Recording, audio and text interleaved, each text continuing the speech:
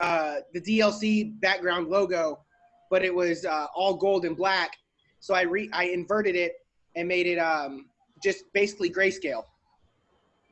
So that's yeah. I knew it was something like that, but I could just see. Okay, I can read it now. You know, which helps a lot. Yeah, really cool.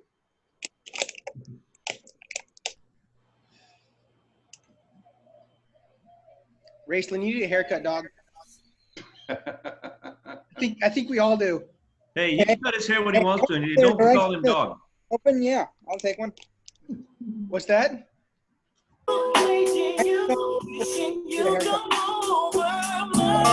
Fuck it. Come on, get down. Whose jams were those? that was Shaheem. Okay. Sorry, I'm looking for my jacket. Don't let it happen again. That's too much fun just now. I can't take that much excitement. I know. Oh, Chef Gary, I got your message and I called the help desk. I was able to get into my student email. I think I emailed you my my menus from my student email. See Aubrey. I think I responded already. No. Race. I haven't checked. Take a look. Somebody else sent me also from a not student email, and I think when I responded, I put it on in a student email. So there's a little bit of that mix-up still going on. The school really is discouraging using the other ones just because their software, I think, is set up to kind of flag stuff that's not the school email. You know. Yeah. Kind of puts up a little red flag against it. Yep. Yeah, Nick, Rodriguez, Caitlin, Christian, and no Cam. Still jamming out, Shaheem. I see you. I'll turn the speaker off. We good.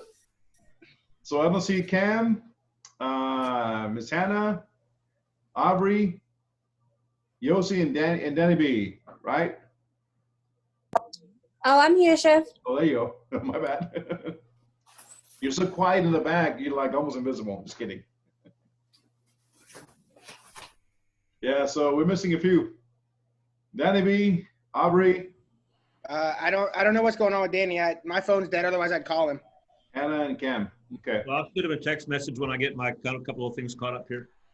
Okay. So how was your weekend, guys? I'm here, Chef. I'm here, Chef.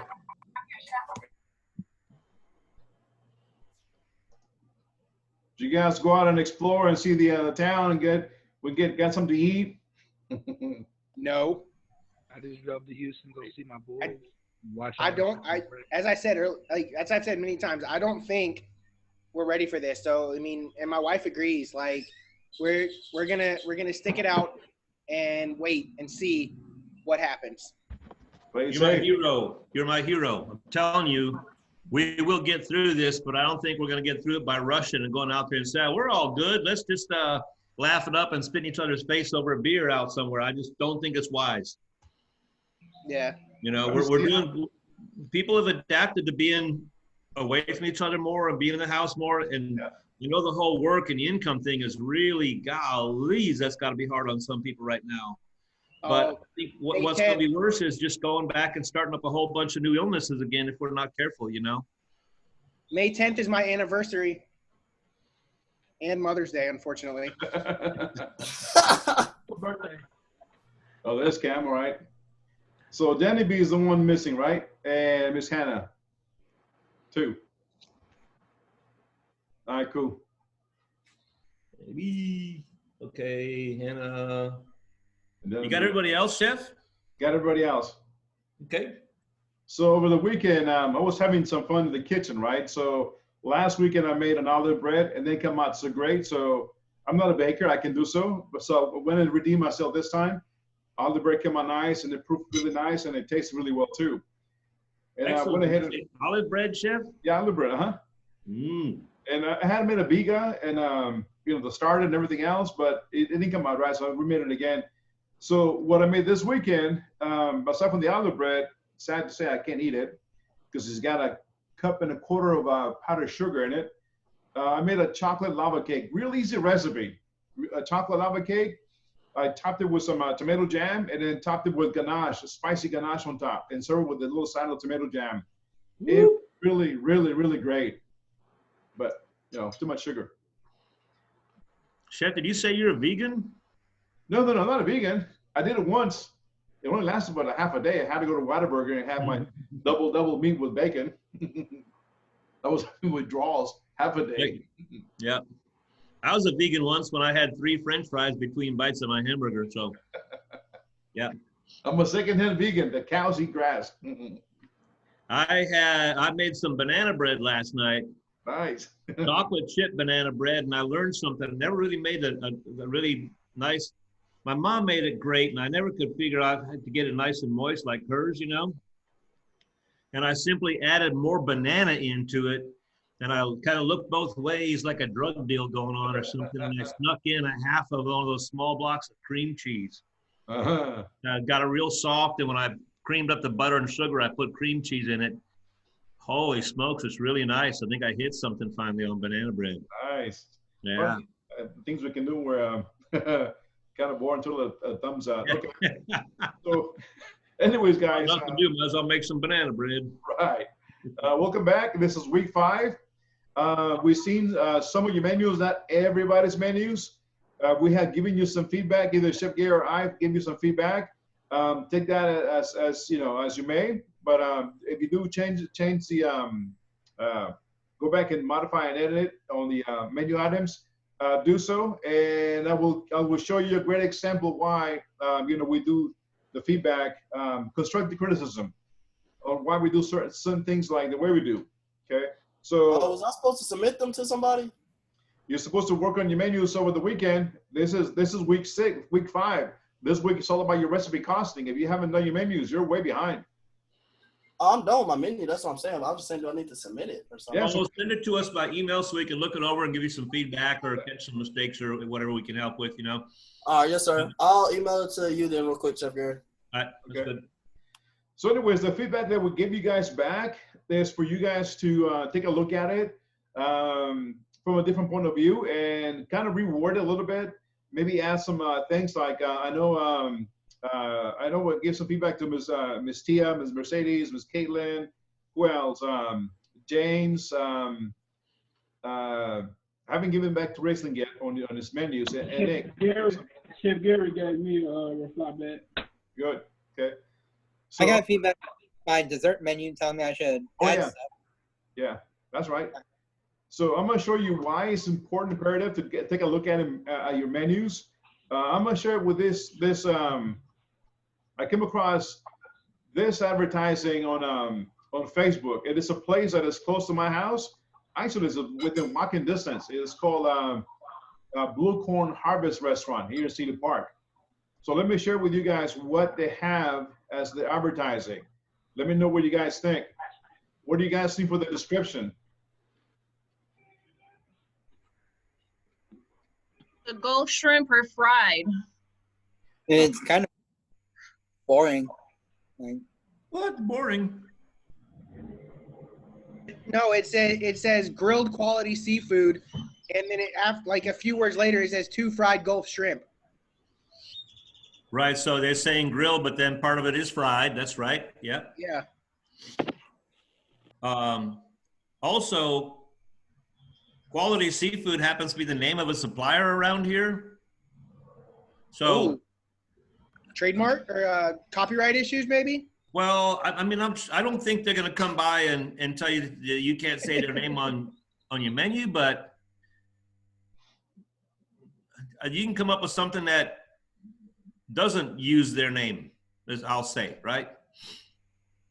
You can say, super sweet, fresh seafood, or really, really fresh, or, something that suggests that it's going to just sound, be great, right?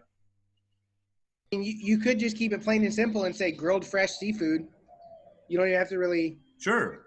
you don't even really have to put in that sweet. I mean, you could do that to describe your sauce, but I wouldn't necessarily do that to describe the seafood.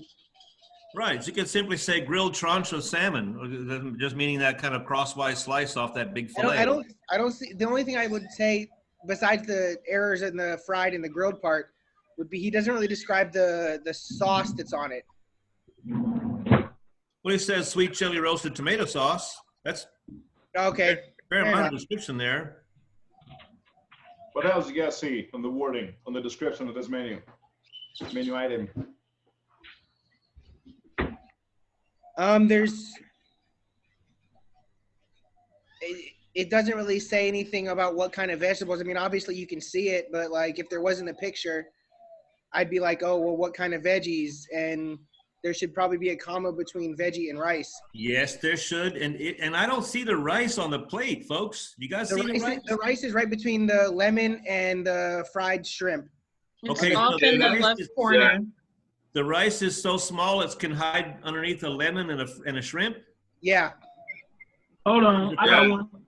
See, soon it's supposed to be an exclamation point. You know, you did. Get it, Cam. Get him with that punctuation, bro. Got to get that punctuation Guys, right. punctuation's I think it's really important. It wants to sound smart and look smart, right?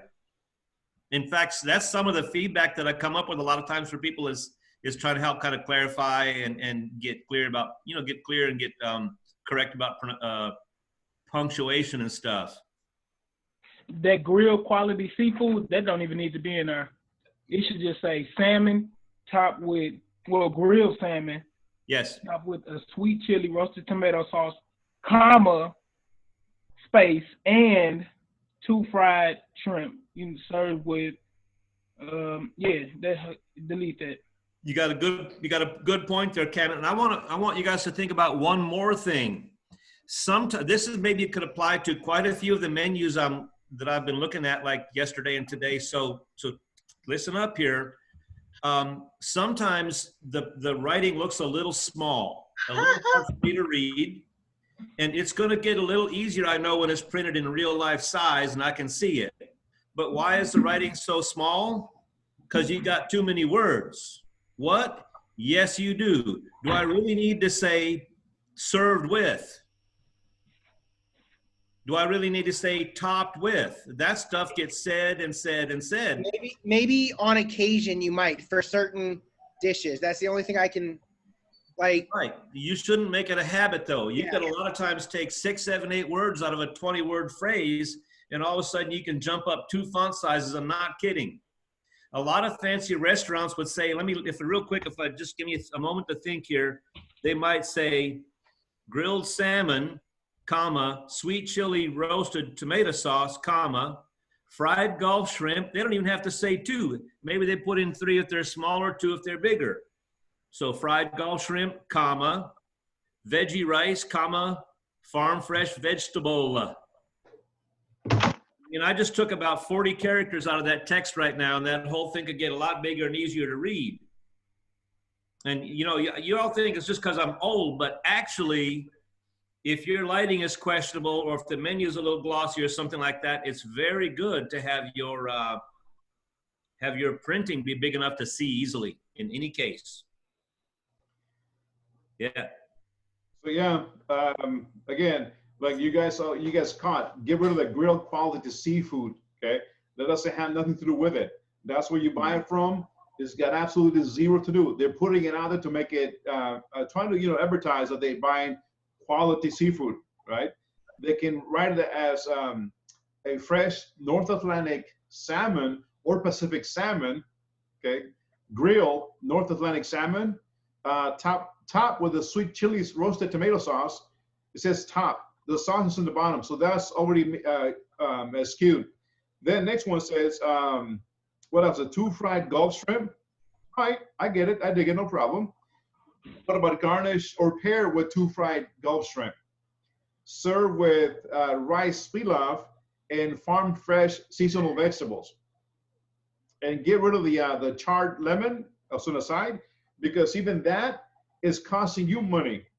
Okay, cut back on the veggies. You got too much going on. You got different cuts. You got broccoli, you got zucchini, yellow squash, and carrots. I get it. They're fine. But if you're going to advertise farm fresh veggies, really maybe have a combination of 2 or 3. The carrots, zucchini, yellow squash. Get rid of the broccoli. And if they look nice together and they make nice colors against each other, you're good. It doesn't have to be 3, 4, 5 things. Yes. That's a lot of money going to the plate. You're losing money. Your food cost on that dish is going high. Also says. So you're saying you could get rid of like the rice and just showcase the shrimp, veggies, and salmon? Keep the rice. Keep the rice. Get rid of the broccoli. Get rid of the veggies. and get rid of the lemon. The lemon is nobody's gonna eat it. They're gonna throw it in the trash. And if you squeeze it on the salmon, it might give off a bitter flavor because it is being charred. And don't call it top with this whatever sauce because the sauce is not on top. Have it on the bottom, or maybe drizzle with that, sweet tomato chili sauce. And the last thing that get rid of too is a sprinkling of that powder on the rim of the plate. Remember, the rim of the plate has to be clean because your server are going to grab the plate with the thumb and they're going to have smear on it. If that's cayenne pepper or something, you're not thinking, and you're probably chatting with your sweetheart or whatever, and your food comes, and you touch the rim of that plate, and you touch your eyes. Oh man, long day, honey. Geez, I'm sure glad we came out to eat. Now you got cayenne pepper in your eyes. Nice way to start your dinner, huh? 2 out of 10 for presentation. So you guys, as you guys are going through this course, you're learning how to write a menu, how to create a menu, how to cost it out, how to run a business. So again, this is a restaurant that is open for business down the street, and they're not cheap. They're priced accordingly because they got to pay the taxes here in Cedar Park, so they're not cheap, and they got a good ambience. So they got a good loyal customer base. But when I saw this, I'm like, nah. Again, my wheels started spinning. It was like, okay, how can we take this and show you guys what we're talking about when we give you the feedback on your menu? It is not a restaurant that's down the street from the school, right? Right by the highway? No, this one is close by my house. Oh, okay. It's real close. It's off the corner of 1431 and Business 183. What's that dish costing that restaurant, chef? About six. What's that dish costing that restaurant? About $6 to $10 somewhere. $18 to $24 from the restaurant. That's a lot. Well, $12. 20 years ago when I had a cafe, you'd get $12, $13 for a salmon dish like that in a casual place. I mean, I had a wide list. That's what I'm saying about what's that costing the restaurant to make, not what are they selling it for. Oh. I'm asking about six or so to make. See, now your wheels are spinning. The salmon is about $8.50 a pound, so that's a 6-ounce salmon. So off the top, how much? If that's 6 ounces, that's what a little bit more than half a pound. So you're looking at about it's less than half a pound, chef. Yeah, $4 or $5 for the salmon alone. Then you add the 2 shrimps. Shrimps are like $1.25 depending on the size. That's $2.50 plus what? $4. That's what? $6.50 plus the veggies, the rice, the lemon, the sauce. You're looking at about $9 plate. Yeah, that's. So then you got to charge $26 for that or 27. Mm-hmm. Yeah. Yeah. So, it's just a good learning lesson. And again, I come across these items. I'm always on the hunt, looking out, for certain things that relate. And this is a great example of, we give you guys feedback. We're not giving you feedback to bust your chops. We're just telling you, hey guys, fix this or doesn't look good, or because we've written thousands of menus left and right. We've read a lot of menus. We eat in a lot of places. So, take that into consideration and go back and reward it. And if you can, maybe change it to farm fresh veggies. Even with Mercedes, I was telling you on your menu, what about Myers lemons? They only come in seasonal. So that could be an extra sales point, upgrade, upsell your dish. Ms. Tia, we're talking about your dishes. And so when we're looking at, your menu, just take that, and maybe modify it if you want to make it more sellable, to make it more, and again, looking at the cost, when it's in season, they're going to be cost effective. When they're not, they're going to cost you an arm and a leg. So anyways, I saw this one, I support local business. I'm not going to trash them and bash them. I give them the props here and there. I have eaten there once for lunch, and it's good food, but it is what it is. They're open for business. This is an open, it's a restaurant. They're making good bag, but obviously they're not, should we say educated how to sell the product? Mm-hmm. So that's one of the really cool things that happens when you get in a restaurant for a while and you're a cook, a lead cook, and maybe the person that has to run the line and has to see what's on hand to utilize and stuff like that. You kind of like you might say in a sous chef position or what. They all have different ways of how they organize. They might call it sous chef, they might call it crew chief, lead cook, whatever. And with any luck, you get around some folks that know how to write up those blackboard and whiteboard specials that they put out front. And they're going to ask you questions, and they're going to be the one who has to go out front selling it. The service has to go out front selling it. You're making it up, and you're saying what you're doing. But they have that experience being out front, explaining it, making it sound good, making it sound delicious. So they need a good, clear picture from you why it's good, and they're going to help you make it sound good. And sometimes you are totally going to think they're really full of it and they got no idea and they're clueless and yeah. But a lot of times they know stuff that, or at least they have a perspective you haven't thought about. So little by little, you write these menus, and it gets easy to write menus that you like that sound like you want them to sound. Menus that sell your food, right? And that's what it's all about. It's practice. Mm-hmm. It's just developing a little professional. It's just one little corner of the professional skills you need as a cook and a chef. And just as a last one, I'm going to pick on my foundation's peeps, Ms. Tia and Mercedes. What do you guys think about the plating technique on this dish? Well, as you know, we were all very extra. That is not some shit we would have did, Chef. So, just saying. There's too much sauce. There's no height. And like you said, there's stuff around the outside of the plate.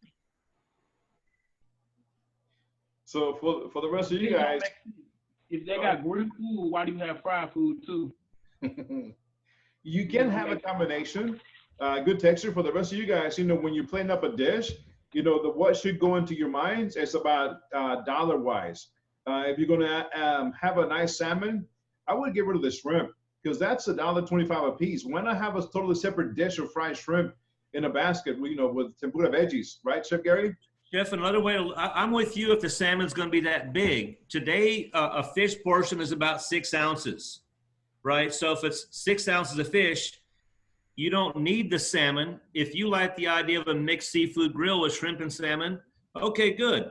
4 ounces of salmon and 2 or 3 nice little shrimp on there. Yeah. That makes some sense. But if you get up in that 9-10 ounce range on seafood, it's a little too much food. It's going to be harder to sell them a dessert. It's going to be harder for you to make money. And if they're a cheapskate like me, I've said this to all you guys before, they're going to come back in next week. If it's really delicious, they're going to come in next week and split one. Hey, honey, we couldn't even eat it all last week. Let's just split one. Bang, there goes $25 off your check. Right. So if there's a mixed seafood grill that could be lovely like that, I'd definitely scale that veggie down like Chef said. And I'd be looking at a 3.5, 4 ounce medallion of salmon, 2 shrimp. Be nice. Yep. And still make back, right? Yeah, the guys, all about making money. So keep that in mind when you guys go on the industry. Take a look at how they plate their food, and when you guys have your own business or in charge of a restaurant or a kitchen, how are you going to make money without cheating out their product, giving a good quality, good bang for the buck? But how are you going to make profit and cut back your costs and not have so much on the plate that you're going to be bleeding money? Okay. All right, so with that said and done, let's get right down to business. What is going on? Right, what is going on? We got one more to go next week, and that's it. And then you guys will go into the next line. Okay, what is going on?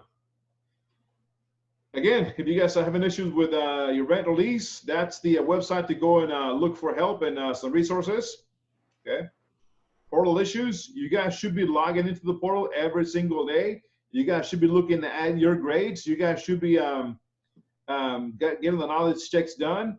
And you guys should look at all the stuff that is there for you guys for this block. If you don't, that's the number to call, 877-224-8576. You also should be logging into your email accounts. Okay, I think most of you guys are. Important announcements, what do we have here?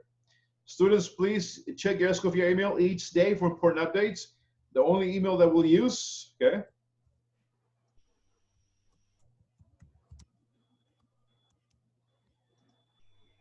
And then that's your calendar, okay?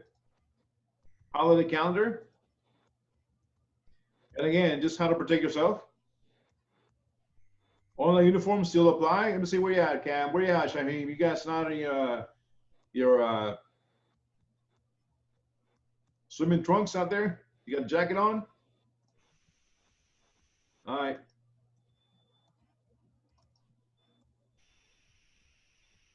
Uniforms, guys. We can't see you. We can't give you those full credits.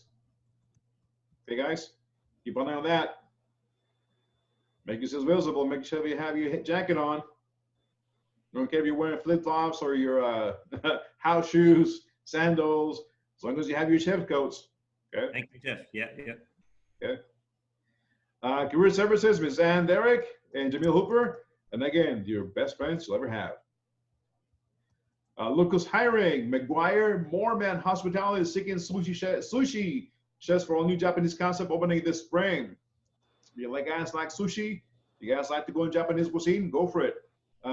You will be doing sushi when it comes on to regionals on your last couple of days.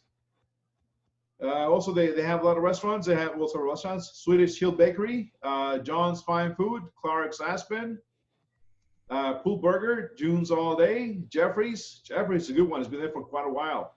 Josephine's House, Clark Oyster Bar, Elizabeth Street Cafe, Perlas, and Lambert's Downtown Barbecue. That's what they have, guys. Okay.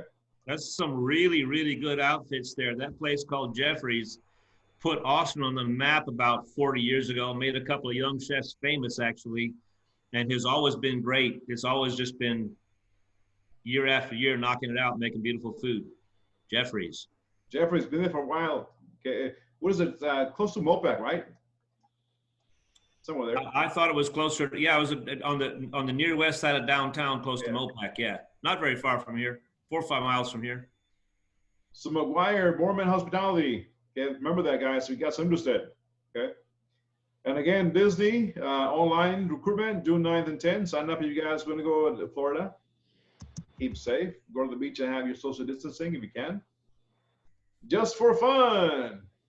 Coffee filter. Right? Right. Okay. Quote of the week. You can't go back and change the beginning, but you can start where you are and change the ending. Right? Got to change the ending, guys. Trivia. Sorry, Ms. Mercedes, you can't see the results in this one. For much of human history, the price of an ounce of which commodity was almost the same price of an ounce as gold. A, salt. B, pepper. C, tea. D, coffee, or E, white flour? Salt. Salt, because it comes from Himalaya Mountain. Okay. Salt. Anyone else?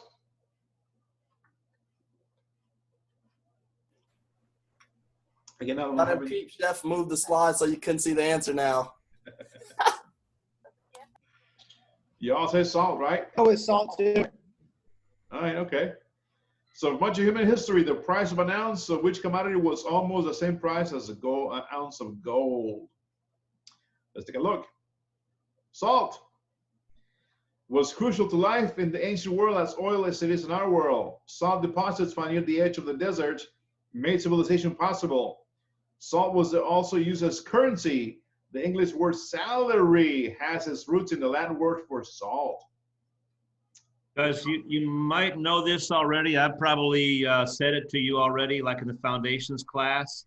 But there's this book called Salt by a guy named Mark Kurlansky, and he has written on 3 or 4 different subjects in the world of food. Wrote a bunch of other stuff too. He's a great, smart guy and a great writer. And that book on salt will give you an amount of knowledge about the world of food and how civilization grew up around food and salt that it would blow your mind. Like you wouldn't think of it until you start reading that guy's book. It'll really surprise you what you can learn about the world and how it got to be what it is just because of because of what salt did for trade, commerce, business, survival. A couple small details like that. Salt is an important part of our industry and world too. Right? Salt. We do grub blocks. We dry rub the meats before it gets into the smoker. Season and enhance the flavor of our food. Even you can take a salt bath. Just don't go crazy and ingesting those things. Make you go. Hey, Chef, isn't it true that people used to get paid in salt? It's actually been a currency at times. It has so much value. Yes, that's right. And there were huge cities that grew up along coastal areas where they were able to harvest salt from tidal, like beautiful tidal flats, so they could trap the water for a few days, like catch it on a high tide and trap it for a few days, and then and then keep the tide out for a while. When it finally starts to dry in the sun, they start scooping up that salt, and they had methods for purifying it. And once they had that, they were able to dry thousands and thousands and thousands of butterflied whole fish, cod, haddock, and stuff like that. And I mean, for just these little villages, it would develop, I don't know, tons and tons and tons of salt fish supply. And of course, maybe that's all they got is a couple of small agricultural products plus a bunch of fish. But if they had salted fish, they could trade it for all kinds of other stuff from around the world. So it became a big part of how cities became financial centers and how they acquire things that they need that they don't have. So salt and the dry fish and dry pork and things like that they made from it became a huge economic thing.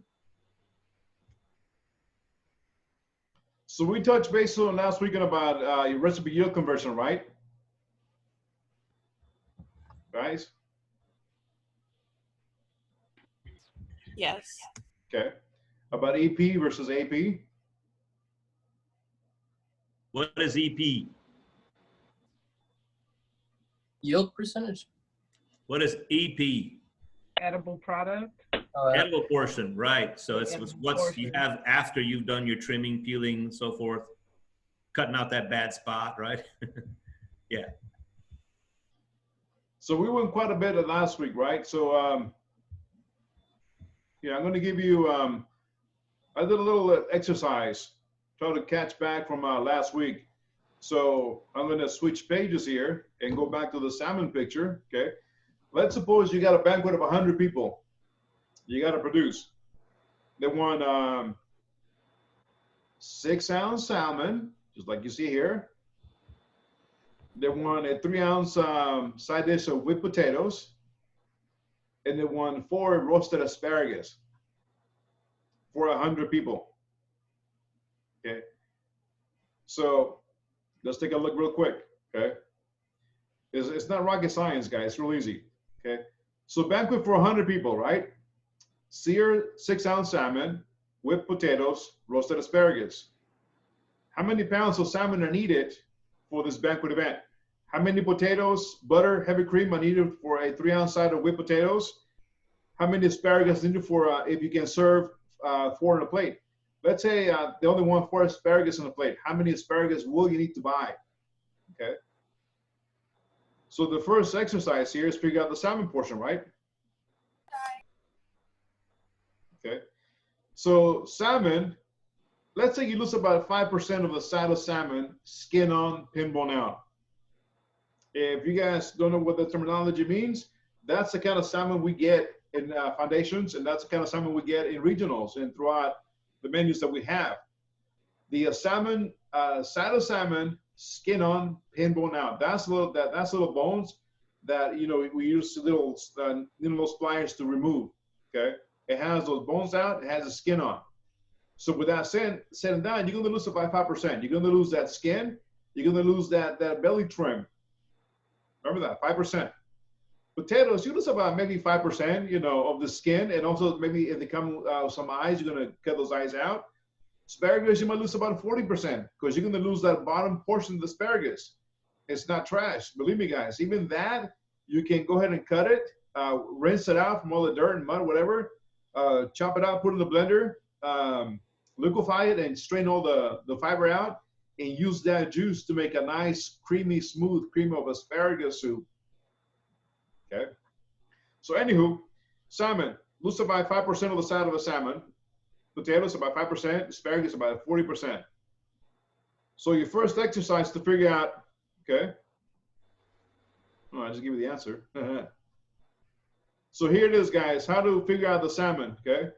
So you got 100 people, right?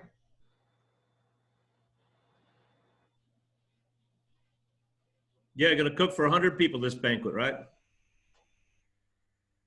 Okay, you said 3. You on here it says 3 ounces, but if I heard you correctly, you said 6 ounces.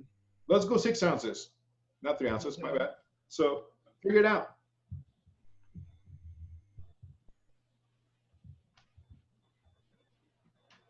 How many pounds? I think 150. Is that how many ounces? Need 100 portions. 37.5. Oh, I don't know.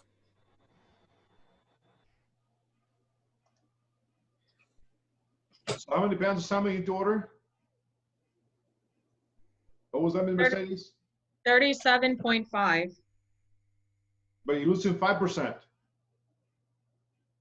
Okay. So how much salmon you need to order if you're going to lose 5%? Remember, you're going Un to. momento, por favor. Okay. About 40 pounds. So you should order about 39 pounds, right? If you're losing 5%.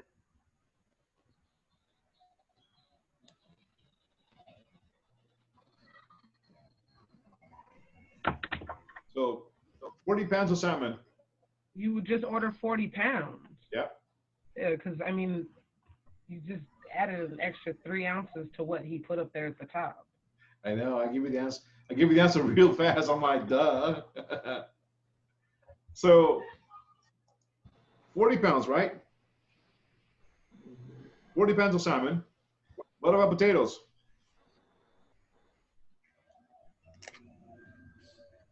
Chef, your culinary textbooks usually say that you lose about 12% on potatoes. Okay. Which, if I figure on that, it covers me a little better if I do have some more waste, like more bad spots and stuff, right? Yeah. So how many pounds of potatoes you need to cover the banquet of 100 people?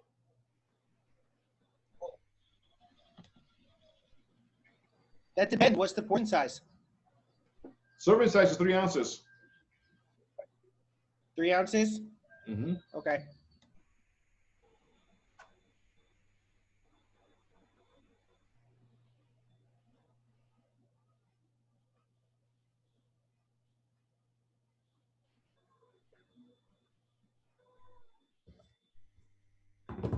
So you should go with about 23 pounds, 25 pounds, we'll say.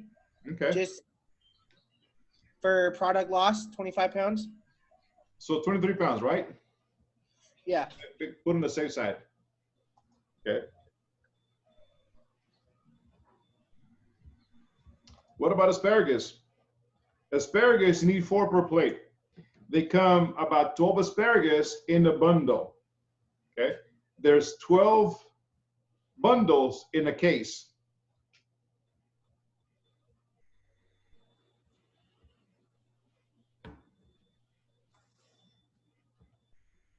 You just, at that point, you just need 1 case, don't you? You need 4 per plate. You need a total of 400 asparagus. Oh, no, I lied. Chef, on those medium asparagus, isn't it usually about, what, 16, 18 pieces in a bundle? Just about. So you got a dozen bundles. Times let's say 16, be on the pessimistic side, because if you say 18 and you're wrong, that's going to suck at party time. Yeah. It's going to really suck. So 12 bundles times 16 pieces would be about how many pieces in a case, guys? About 180. 12 times 16 is 192. 192 divided by how many pieces on a plate, Chef Miguel? Divided by 4, then you only need 48. You need 48 bundles. So you need 2 cases. 4 per plate. 100 people. No, you don't need 48 bundles. I don't think. You need 4. No, she said that's how many plates you have. You need 4 asparagus per plate. You have 48 plates. You need 4 asparagus per plate. You got 100 people to serve. Well, out of that case, you'll get like 48 servings. Like a case and 2 cases. We use a case and a half. 192 pieces of asparagus in a case, right, guys? Did we just agree that? You need 400. 4 pieces on a plate, right, Chef? Yeah. So from that case, we should get about 48 plates. Correct. We're doing 100 people. It's going to take more than 2 cases, right, guys?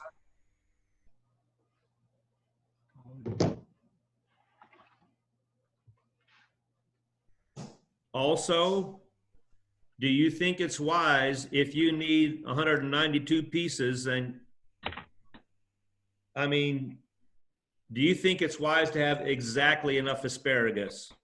No, because you might get some that are broke or some that are maybe not too good. Right, or somebody could drop something, you know, some banquet captain could knock somebody down with 2 whole trays of 6 plates each. And you better have a little bit extra stuff so you can plate up some more real quick, right? I mean, if you're the cook or the sous chef heading that party, you totally have the idea that shit ain't happening, right? We ain't dropping nothing. Well, good, famous last words, right?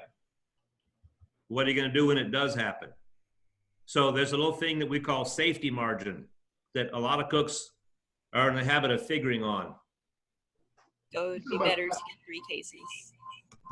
Yes. Yes, 3, right, chef, maybe?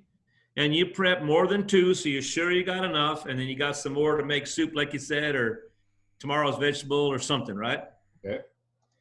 So we all agreed that we need 40 pounds of salmon, right? For this banquet event. We all agree that we need 23 pounds of potatoes, 3 cases of asparagus, right? Easy conversion, right? Not that hard. Okay. Now, let's move forward. Let's say you need for that much whipped potatoes, you need butter. Let's go on the safe side. 1 pound of butter. Heavy cream. 1 quart. Theoretically speaking, okay? Let's go into the cost. Okay, 40 pounds. It costs $8.50 a pound of the salmon. How much is it going to cost you to buy the salmon for that event? $340. $340? All right. $340. Oops. All right, let's say the potatoes cost you about, I don't know, $2 a pound. That's some pricey potatoes there. 46. How much? $46. $46. Cool. Well, you know, nowadays, Chef Gary, you know. If you're buying those little fancy fingerlings and stuff, yeah. Yeah, and some people mash those with the skins on. I don't know what I think about it, but some people do. Let's say a pound of butter is going to cost you 1 pound. I mean, a pound of butter, no, not for $7.50. That's more like, that's a $3.50. Yeah. Okay. Cream is expensive. Let's say that one is going to cost you $7.50. Okay. A case of asparagus is going to cost you $23 when they're in season. So how much are you spending on asparagus? $69. 69 smackaroos. Okay. And that's 65,000. Okay. Fat finger syndrome. So tally it up. 340 on the salmon, plus 46 on the spuds, 350 for the butter, 750 with the cream, 69 for the asparagus. Wow, we haven't even talked about garnishes and how we're going to juice up that. Are we going to put some sesame oil in that asparagus? We're going to just roll it in a little bit of butter. Well, let's say the garnish and for 100 people, a little bit of parsley, some lemon, some butter. Let's say you're spending another, I don't know, $30. Right, 30, 40 cents a person, right, Chef? Yeah. Yeah. So some small amount per plate you cover. 509. So $509 on this event, right? That's how much you're spending. Okay. You're charging for that dish, just like in the picture, just for the salmon, and it's 100 people. How much are you bringing in? So you're talking about what we're asking what we're going to charge just for the plate, Chef, the salmon, the other goodies that are on it? Yep. $24 just for the salmon, with the asparagus, the mashed potatoes, the parsley, the lemon, the extra equipments that go with it. $24 on 100 people. How much are you bringing in? How much are your sales?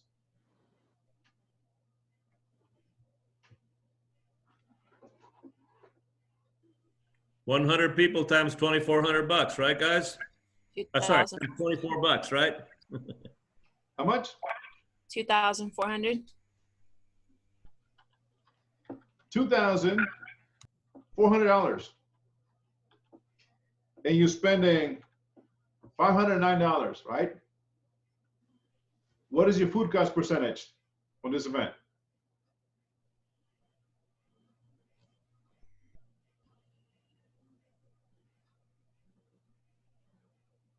I want to know your food costs on this event. Does anybody remember how that food cost is figured? It's pretty simple once you remember it. How do we figure food cost? Percentage. If you're not sure, I'll say it, and you guys can run the numbers and see what it looks like. Okay. You get on the calculator and you go cost of the food divided by the sales dollars of the food. So the 509 divided by 2,400, right?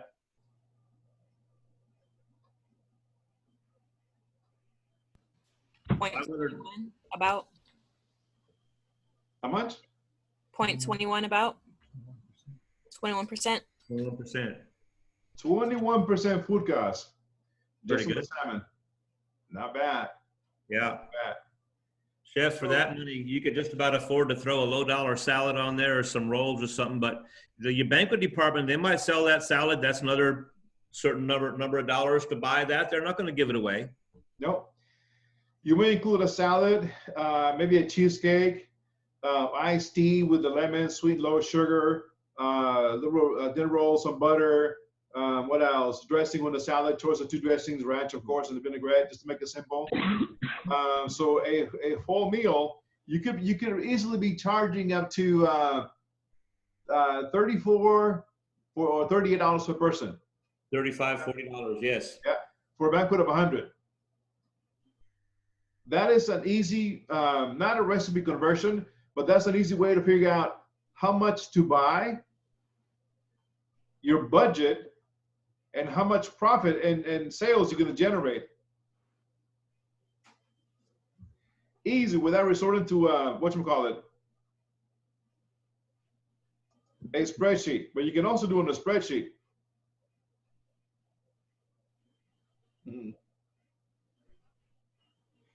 That spreadsheet will be very handy for this. I mean, you already have done this for some of your menu items. We looked at that 2 weeks ago, right?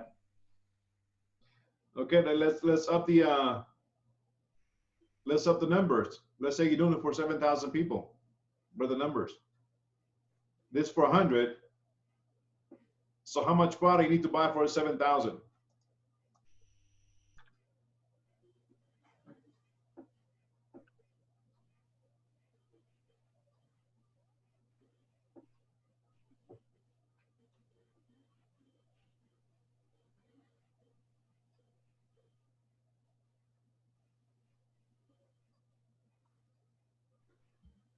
A bunch.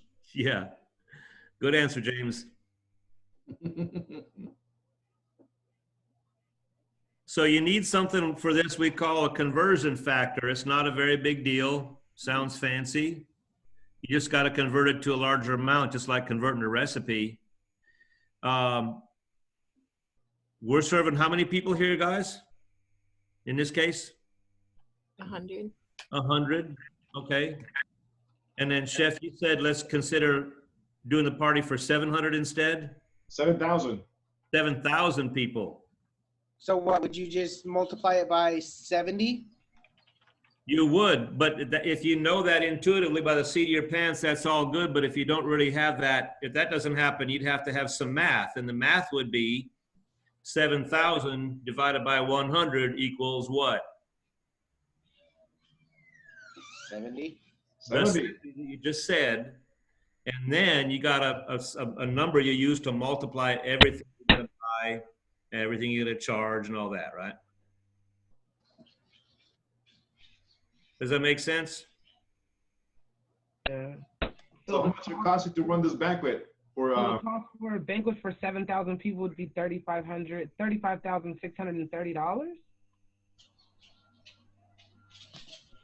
If Think you higher. do 509 times 70, 519. $5.09 times 70. Oh, you're right.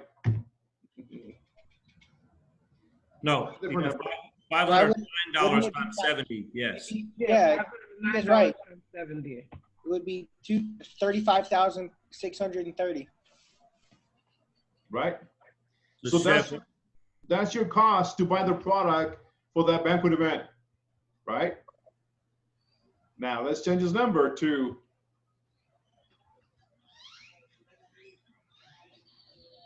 what is your profit? What is your sales? Your sales.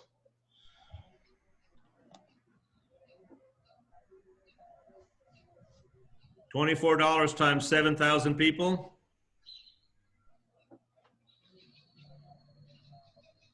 $168,000. 168,000 smackaroos. Now your food cost should be about the same, right? Figure out your food cost. What is your food cost running at these numbers?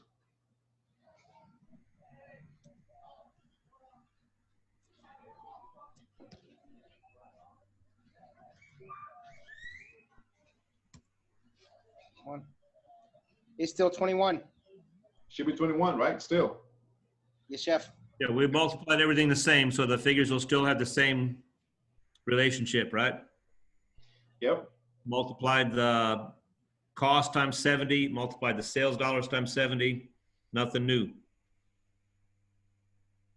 So there you go, guys. Easy. And if you want to go further than that, you can figure out what your labor cost for the banquet of 100 people, how many cooks you need, or front and back of the house to run that event.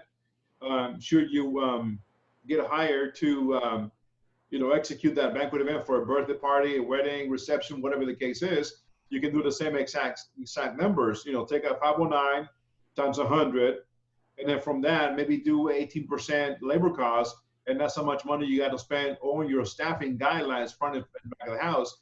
Take the dollar amount and divvy it up in front of the back, and that's how much money you got to spend for that event on your staff. So it's not that when it comes to conversion, guys, it's not that hard. It's just the way we look at it sometimes that, we get confused with the EP, AP, and recipe conversion from liter to ounces.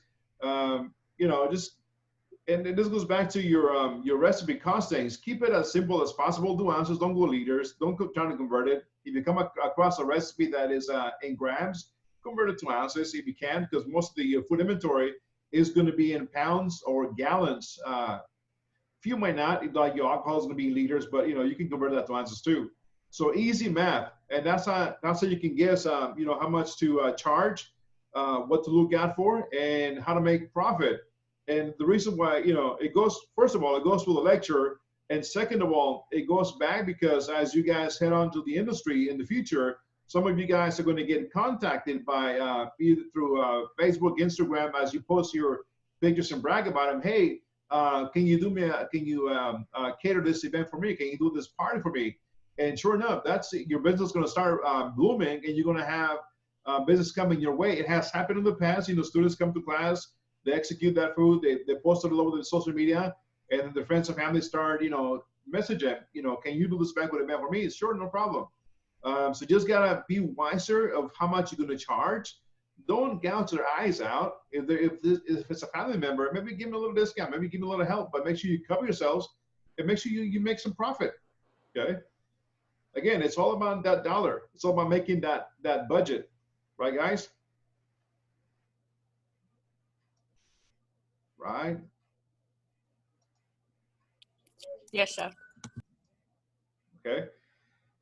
So anywho, we go back to AP yield versus EP. Again, we're going to calculate this using the above formula. So what are we looking at? Apples, convert decimal.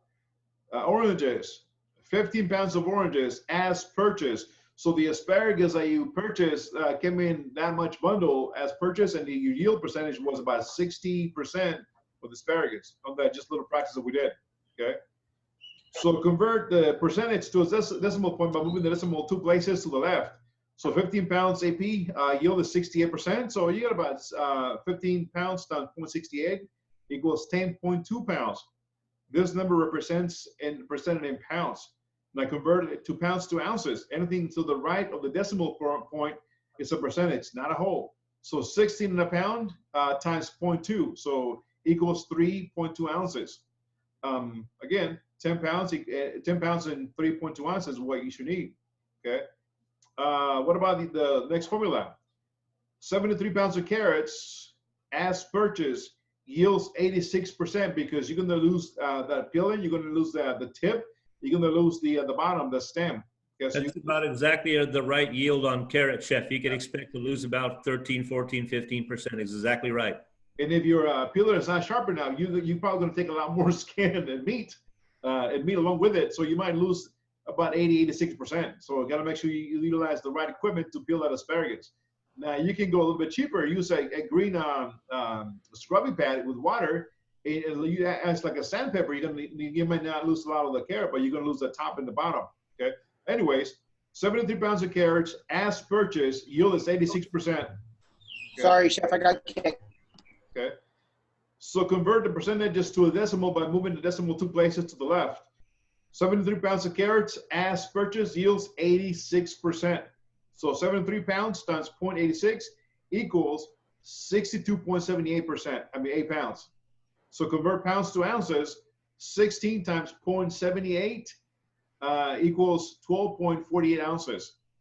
And again, 62 pounds, 12.40 ounces, or 62 pounds and 12.5 ounces rounded out. Okay. AP as purchased times yield percentage equals edible portion. This is how we just figured out the easy practice, how to figure out how much salmon we're going to be using, how much asparagus, how much potatoes. Same deal, but this is a little bit different way. So 6.4 pounds of bananas as purchased yields 86% because the skin, the top and the bottom, you're going to lose so much, right? So convert the percentage to a decimal by moving the decimal 2 places to the left. So 6.4 pounds bananas as purchased yields 86%. 6.4 pounds times 0.86 equals 5.5 pounds. You can also convert 6.4 pounds to all ounces. So 16 times 0.4 equals 6 ounces. Round it down. So 6 pounds times 96 ounces, 6 times 16 equals 96. So anyways, you need about 102 ounces of bananas. Okay. AP as purchased times 86% yield, need about 87, you're going to get about 87.72 ounces. If you can't check your work by dividing this number by 16, find the pounds, 87.72 divided by 16, it equals about 5.5 pounds. Okay. So to review the problems, okay, what are we looking at here? Pounds to ounces, calculating the amount you need at, okay. Anyways, calculating the amount needed. Does the yield percentage impact food purchasing? What do you guys think?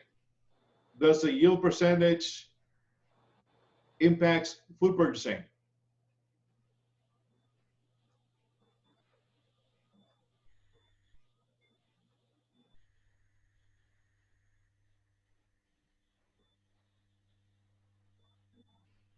You had a banquet of 100, right? 6 ounces of salmon, you're going to lose about 5%. Yes, it does. A yield percentage impacts food purchasing. You need to buy enough amount of salmon to cover the banquet event. Because if you don't, you're going to be short that salmon on the banquet event. And then your cooks are not going to count it as a fabricated. You're going to be in the middle of planning out that event. And what's going to happen? You're going to run out of salmon. Now you're going to be praying to God that not everybody shows up at the banquet event. So you may have a tent top that is empty. So you can have enough salmon for the rest of the staff, maybe the guests. But what if you get 1 or 2 extra guests in the house and they were not in the initial numbers? You're going to have to produce extra salmon. So yes, a yield percentage does impact food purchasing to a great extent. Like Chef Gary said, in the industry, you need to prep or order 5% over the original numbers for that wiggle extra gravy space should a server drop their food tray into the banquet ballroom, should a cook drop that salmon into the floor, somebody steps on it, should a cook burn that salmon, or should a dishwasher drop that plate was putting in a hot box, a lot of things can go wrong. So always, when you order product, always order 5% over to have a little cushion. If you don't, you're going to be having a very tight numbers, and you might find yourself into a bind. Like for example, in a restaurant, for a freestanding restaurant, you got reservations 120 on the books. You need to figure out how much salmon you need for those numbers are going to come into the restaurant. Given not everybody's going to order salmon, so again, 120 on the books. How much salmon will you need to order? If you have a couple of steaks, a chicken, a pasta dish, and a salmon, let's say one of your menus, you got 5 items. You got beef, you got steak, you got chicken, salmon, and a pasta dish.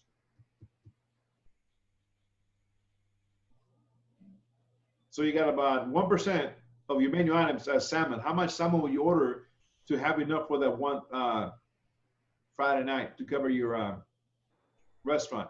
And again, not everybody orders salmon. So how much salmon will you need to order? Serving that at 6 ounces.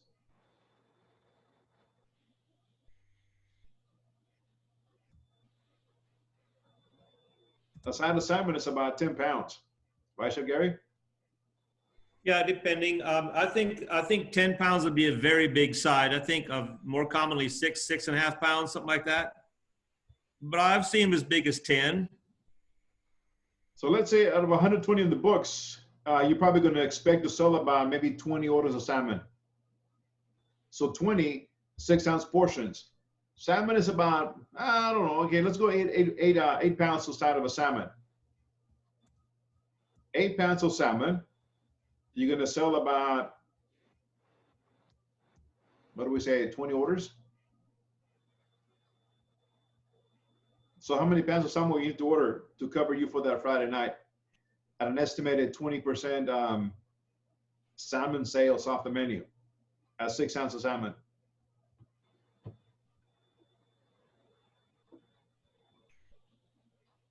About 60 pounds, I would say. Less. Like 40. So 20 orders of salmon, okay, 6 ounces each.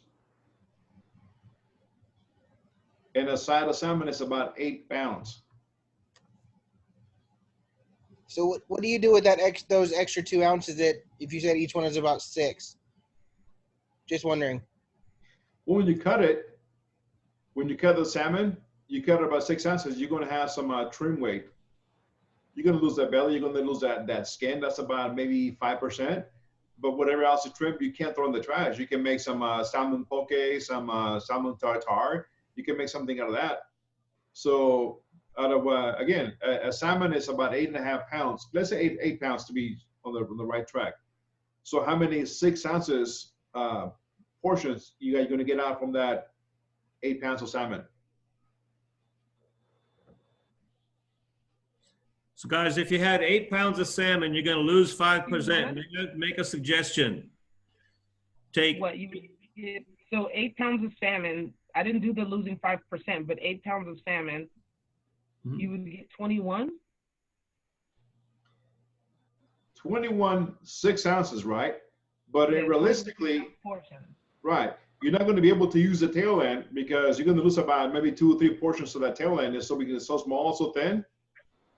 So you can dig that out. So you probably need about 2 sides of salmon to cover you for that Friday night at a 20% forecasted estimate sales of salmon dishes of 120 customers. Because what if they order more?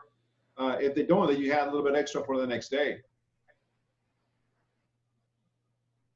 So here's something. Can I make a suggestion, Chef? Go ahead. if we figure there'll be some belly meat lost because it won't make the best looking, fillet portions, and we figure that tail is a little bit thin, so it's on there, but it's maybe not your best piece, and you're probably going to turn it aside for something else instead of put it on the banquet, right? So rather than lose 5% off of that, why don't we lose 20% off that side, right? Mm-hmm. So let's say how many portions do we want? 20. We want 20 portions. Is that right? Yeah. And we want 6-ounce portions. So we need 120. We need 6 times 20 is 120 ounces of usable salmon, right? So we need 120 ounces of usable salmon, but we figure we're going to lose maybe 20% of whatever we buy. So take this figure, guys. Got a calculator ready? Yes. Losing 20%, we wind up with 80% of what we buy usable, right? So why don't we take the 120 ounces we need, 120 ounces divided by 0.80. 120 ounces divided by 0.80. I'll run that right now so I can see what it shows. 150. 150, did you say? Yes. 120 divided by 0.80. That makes sense. So that means you got to buy 150 ounces of salmon in order to be sure you got enough to cover this party. We've already figured that we're going to lose 20% because of small trimming and some skin and not being happy with the tail or the belly part and so forth, right? So 150 ounces ought to be just fine. How many pounds is that? Someone tell me and everybody how to figure how many pounds that is. 150 ounces is how many pounds? 16 ounces in a pound. Divided by 16. Right, so you go 150 divided by 16, right? 9.375. 9.375 pounds? So about 10. So just 10 pounds. Yeah, by 10. Yeah. You already got a little scrap pot for anything that's extra that you're trimming off that's tasty but not the best look. So if you buy 10, well, maybe you got a couple more little fragments for the stack pot for the spare salmon bucket. Mm-hmm. So 10 pounds of salmon to be ordered for Friday, Thursday for Friday morning delivery, because you're going to sell it for dinner. So you need about 8 pounds. So now you got 10 pounds. And the 8 pounds size of salmon, you need about 2 sides to cover Friday. Now, let's go forward. There's no seafood delivery Saturday or Sunday until Monday. You're open Friday, Saturday, and Sunday. How many sides of salmon you need to have on house to carry over until the next delivery until Monday? If you order 2 for Friday, how many will you need for Saturday and Sunday? How many more you need for Saturday and Sunday if you need 2 for Friday?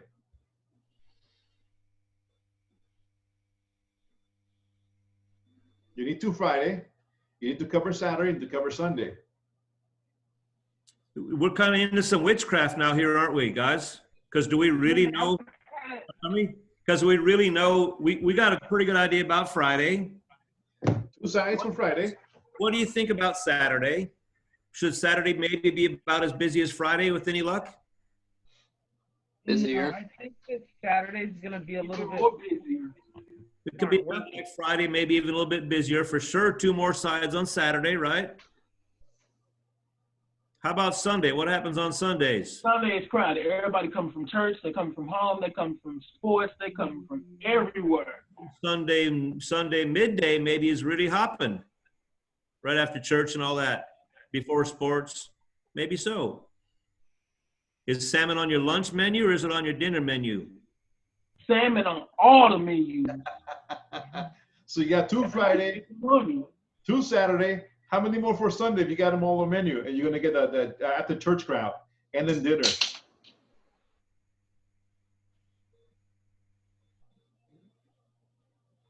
So Cam, how many more sides of salmon on Sunday? Say it again, Chef. I heard you. 2 Friday, 2 Saturday. 2. 2? 2 Friday, 2 Saturday, right? 2 Friday, 2 Saturday. I would do 3 Sunday. Maybe 4. So 3 Sunday, maybe 4. Okay, let's go 4 to make sure you have enough. Yeah, just to be safe. So 4, 5, 6, 7, 8 sides of salmon. And guys, the reason why we're saying this because in true life, you're going to be facing with your own purchasing. You need to figure out your yield percentage and how it's going to impact your purchases for your restaurant. And I can tell you from personal experience, and Chef Gary can account for this too. When you are the chef, food and beverage director, or GM of a restaurant, or own your own restaurant, you open for Friday, Saturday, and Sunday night for dinner. Maybe you want to catch that after church crop, after for Sunday brunch. You're going to run that salmon for Sunday and then Sunday night. You need to be a little bit more wiser how much to order to cover you for Friday night, Saturday night. That may go a little bit higher. Sunday, both meals, and you get it so you won't run out because you want to make sure you make profit. So when you sit down and do your orders on Thursday for Friday's delivery, and again, salmon comes in on Friday. You got Friday, Saturday, and Sunday. You got about 4 days shelf life on seafood if you store it the proper way in a perforated pan with a deep pan at the bottom and a bag, similar bag of ice in the refrigerator cooler. It will last for at least 4 or 5 days, no more than that. So you're covered for Friday, Saturday, and Sunday, ordering, 3, 4, 5, 6, 8 sides of salmon. You should be okay. So when you are in the chef's office on Thursday, you're going over the numbers for Friday and Saturday and Sunday, taking a look at your book and your history, your reservation books, your history. Make sure you order accordingly to cover you. And yes, thus the yield percentage will impact your purchasing. And then you look at about $8.50 a pound. That's what 7 sides of salmon, and each one is about 8 pounds. So you need to figure out 7 times 8, how many pounds and how much money you're going to spend on that salmon. So when the invoices come in, you make sure you open that box, make sure the salmon is fresh looking, is resilient, it's not dried or funky smelling or different colors. Make sure it's the proper texture and firmness. You fabricate it properly if you have maybe your grill cook or someone in the back that knows how to cut salmon, so you can reduce the amount of waste or trimmings that go into fabricating the salmon and try to utilize whatever you have left and be creative with the menu. Maybe do a sashimi plate, maybe do a salmon tartare, a salmon patty cake, or something to maximize your profit of the salmon. Maybe take that skin, stretch it out, cut it, dehydrate it in the oven at 200 degrees, make a salmon chip to be as garnish on your plate. Utilize everything you can. Not all should go to waste. Obviously, you can't make fish stock out of salmon because it's too fatty, too strong.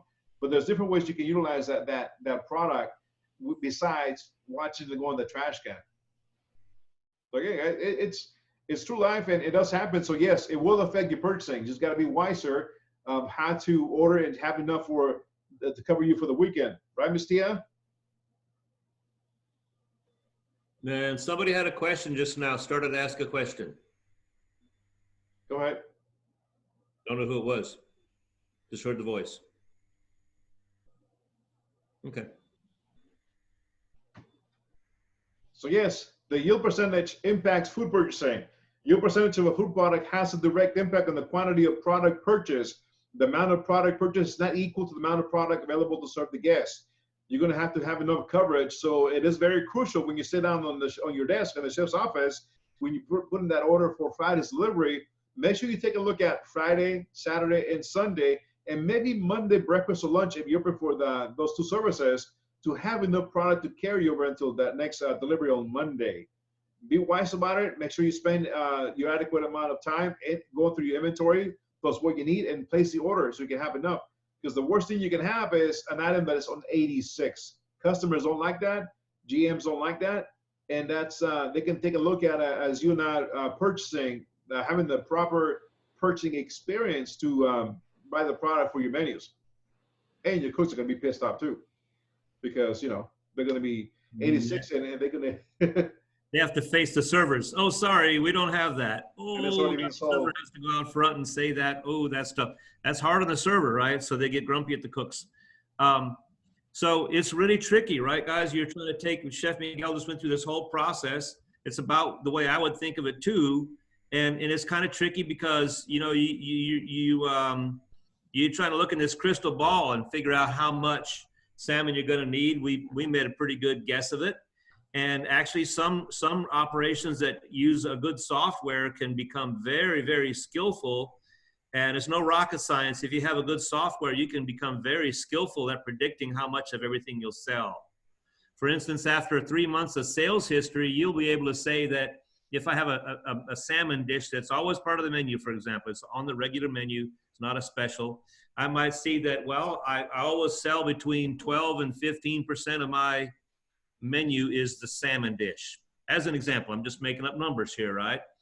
Well, so if I'm going to have 200 people tonight and 300 tomorrow and then 300 on Sunday and 200 on Monday, that's X number of people times 0.15. Why? Because what?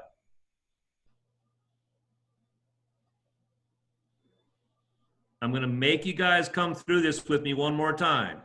You have this software that can give you an idea how many percentage of your people are going to order a certain dish.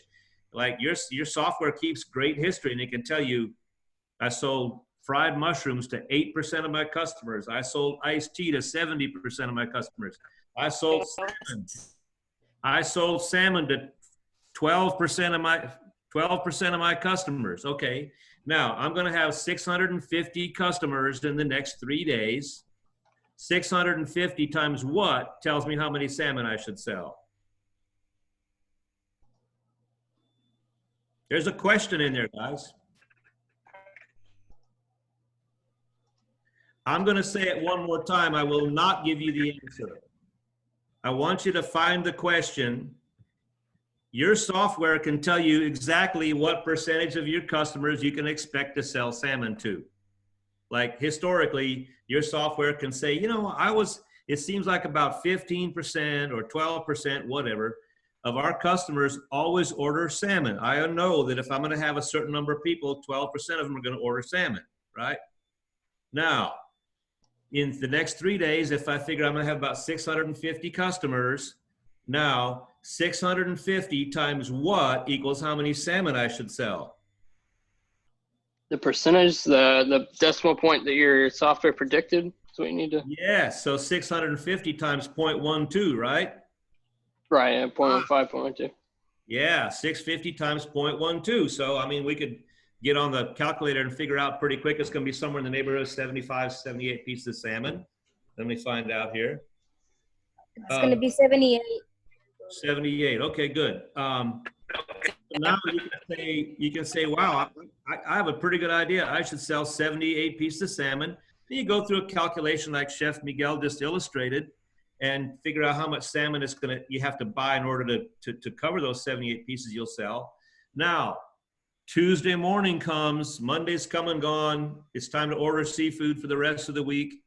And you were dead on. Man, you had 4 pieces of salmon left and you cooked them up and chilled them down and made some salad out of it and made some sandwiches and sold them. You didn't lose 1 ounce of salmon. You a bad son of a gun. Good, right? Or Tuesday morning comes, dang, I got 29 pieces of salmon. Shoot, I thought we sell that to 12% of our customers. What happened? Oh yeah, only had 480 customers. We were slow over the weekend. Now you got 10 pounds of salmon sitting there. It's 4 days old. Is this good or not? No. Not good, is it? Because you paid money for it and you'd like to turn it into sales dollars to pay for the salmon and pay your cooks and all that. So now you got 10 pounds of salmon left over. You made your best effort. You were wrong. You got too much salmon. What are you going to do? Find other means to sell it. Turn it into something you can sell, right? Mm-hmm. That's all I got to say. Salad, salmon and crude, salmon mousseline, any kind of features you can try to salvage it and sell it without tossing in the trash or making it go bad. Because one of the things certain items you can definitely cryo back and freeze, but salmon is not one of them. You can try vacuum sealing and freezing it, but the quality drops, and when you take it out of the freezer the next day, it's going to smell really strong and fishy flavor, fishy smell. So here's a thought, guys. So this is not really a culinary class, right? We know that it's not a lab kitchen class, but here's a thought. I just presented you guys with the nasty idea that you could be stuck with 10, 12 pounds of salmon to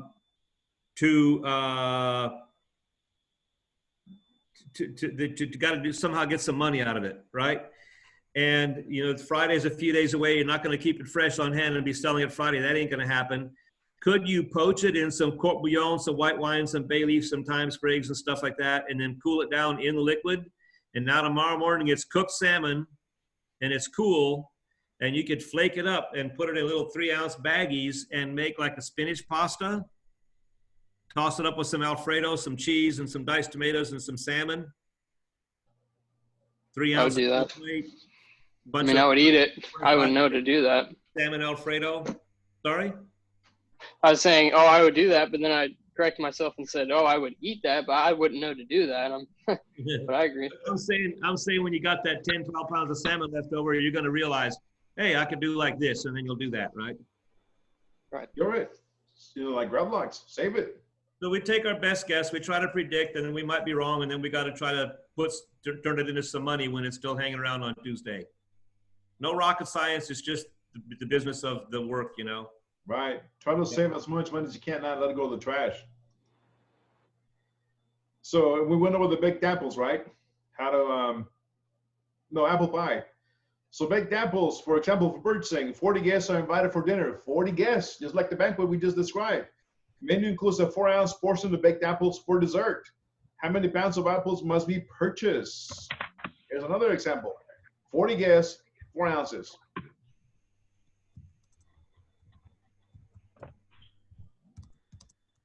Okay.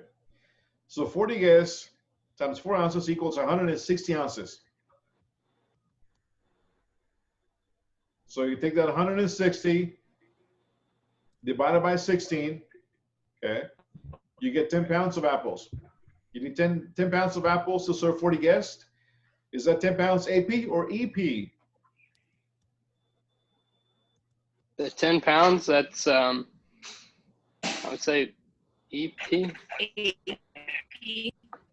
Okay.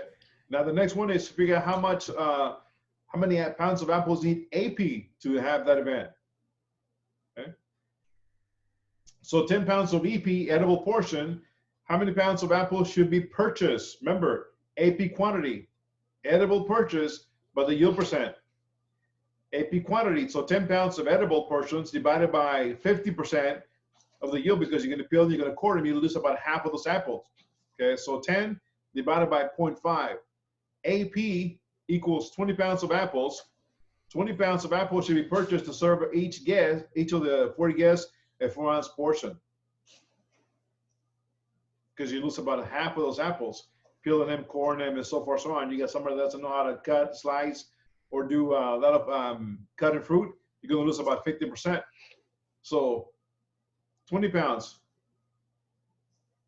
as purchased to have 10 pounds EP for the event, okay? So now we're finding the AP quantity worksheet. Maybe we'll see what we got here. Recipe yielding, recipe conversion. Recipe yielding refers to the total weight, volume, count, number of portions that properly prepared recipe produces. Information is critical production planning, and the examples that follows, the recipe for soup is another one. Yields 2 gallons, okay? Remember, this recipe yields 2 gallons. In the professional kitchen, a recipe for soup with a yield of 2 gallons would have an actual yield of 95%, or 1.9 gallons of soup. This is the total amount of soup that could be served to guests, because some of the soup will stick to the side of the stock pot, so you're going to lose that percentage. This concept is called edible portion, or another term, as served. Quantity was covered that in the last couple of days. Anyways, the recipe for it yields for 2 gallons. The portion size is a full 8 ounces. So let me see, how many people? No, let's say, right? So 2 gallon soup. So 2 gallons, the recipe is for 8 ounces. So out of 2 gallons, how many servings can you get out of an 8-ounce soup cup?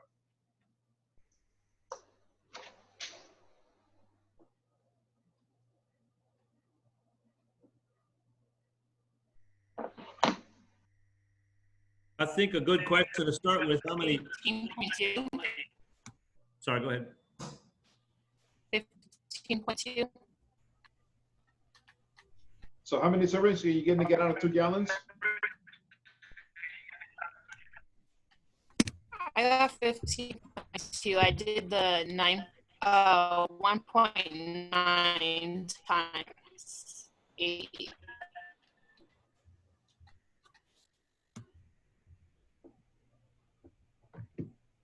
I was gonna say like 31, 32. You're on the money. You're the money. So Ms. Aubrey, the different way to take a look at this one is, you have 2 gallons. So how many servings can you get out of those 2 gallons if each soup cup holds 8 ounces?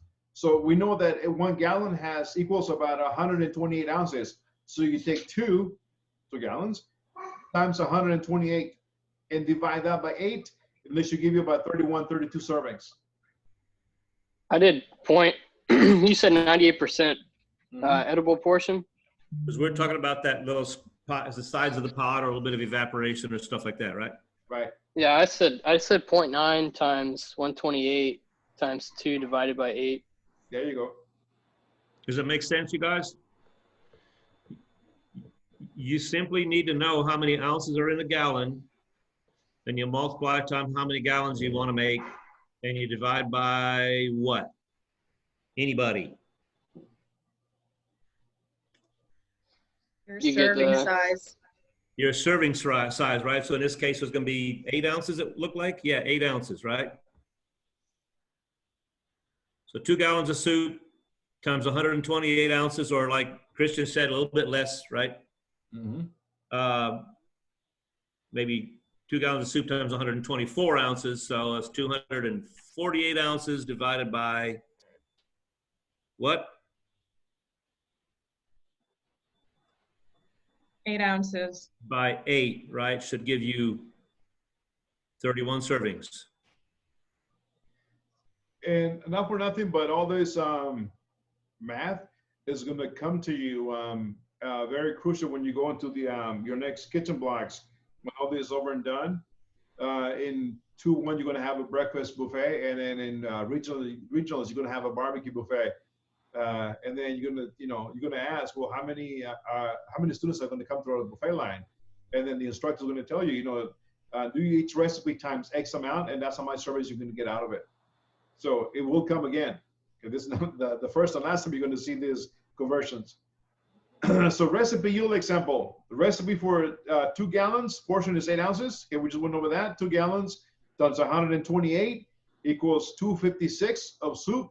Recipe yields 256 ounces. Another way to go about it. 256 divided by 8, 32 for 2 gallons. But then again, you lose some yield, okay?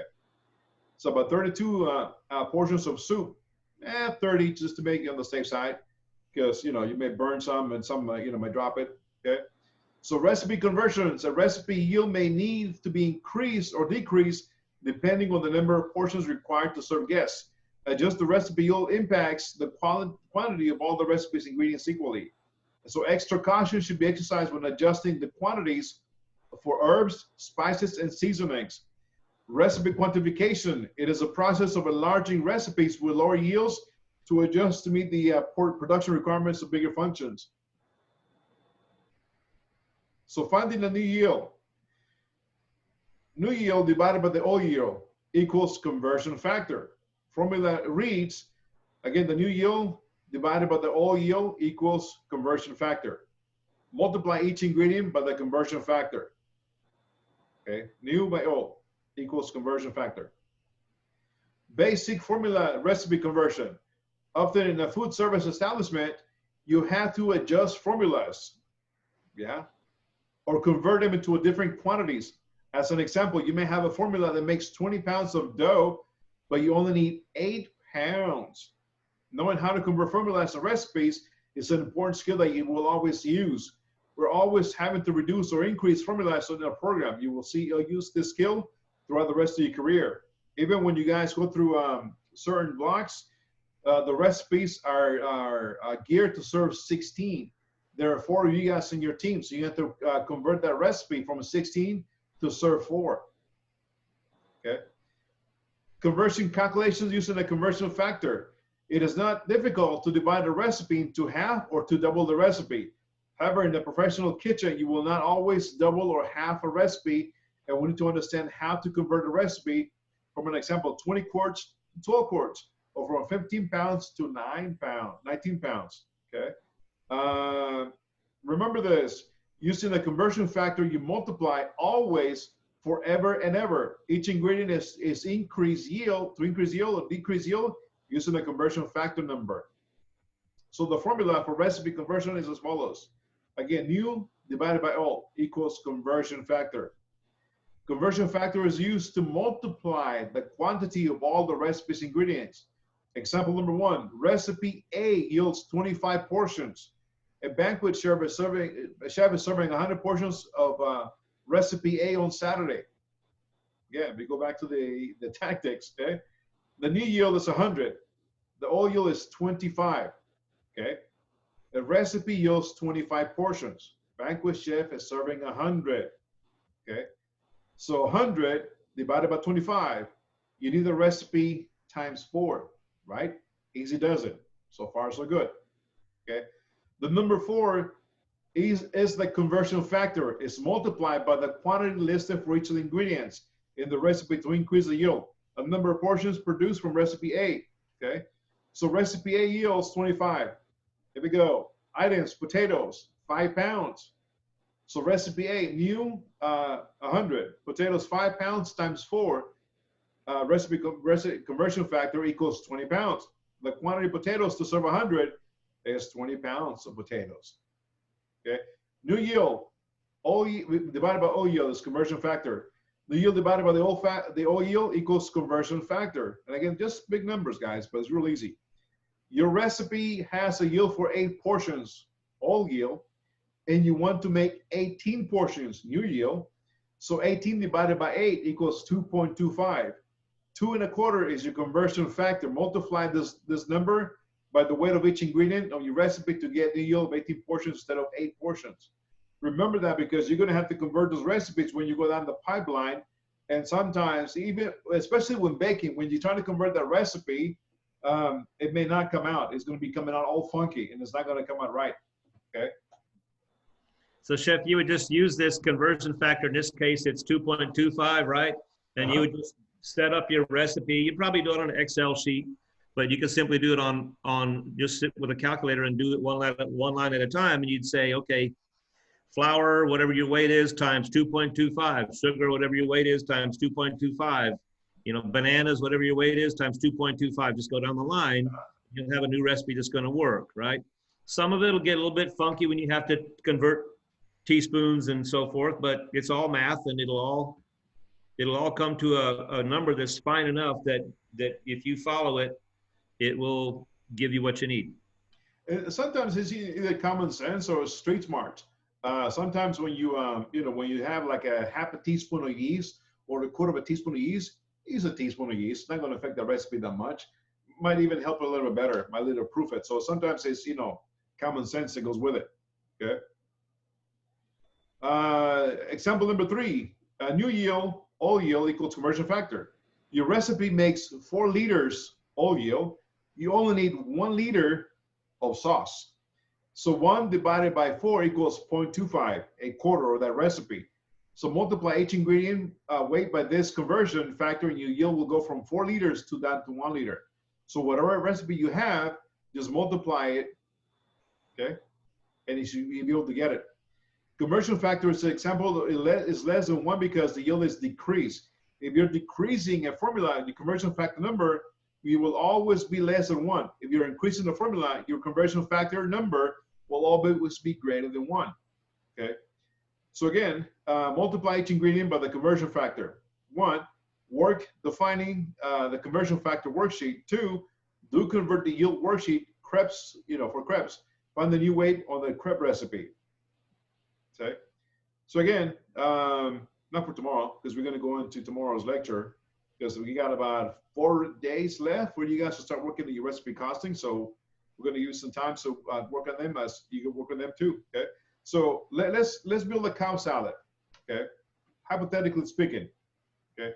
You have So jot it down if you can right now. Okay, pencil and paper, or trying to figure out. Let's build a Cobb salad here. Hypothetically speaking, okay? How much of these ingredients will you need by weight to build a 1 bowl of a Cobb salad? How much lettuce do you think you'll need? 4 ounces. 4 ounces of lettuce, okay? Yep. Let me write that down first. So don't forget, okay? Where's my pen? There you go.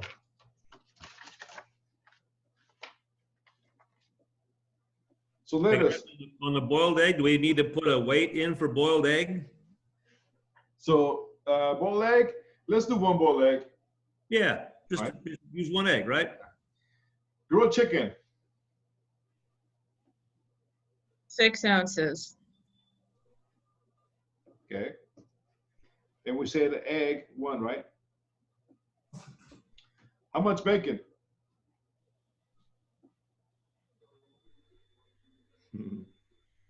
It ain't gonna be 2 ounces. We use the whole pack of bacon, Chef, don't we? Isn't that how it goes? At least 3 whole pieces. So somebody say 10 ounces of bacon? All right, 10 ounces of bacon. Give them 3 half bacon, that's enough. And then the rest for me. How about tomato? All right, stay out of it. Tomato. 3 ounces of tomato. Are we using cherry or whole tomato, Chef? Let's say we're using the 5x6, the slicers, the whole tomatoes. Okay, I would do like 4 ounces of tomatoes. I would go in each on that one. I would do like if it's the full whole tomatoes, I would do like 2, maybe cut them in half. That's why I said do ounces. It'll be better if you do ounces. 2 whole 5x6s will be a lot of tomato. No. You said you're cutting them into the slices. I'm talking 2 slices. Cut those in half. You got 4. Half a tomato, and you cut that half in 4 wedges, and you wind up with 4 pieces of tomato on a salad, right? Okay. So it's a half of a tomato, and in a moment we can go over how we figure that, how we do the math on that half tomato. Could it be weight? Yes, but wouldn't necessarily have to be done by weight. Avocado, cucumber.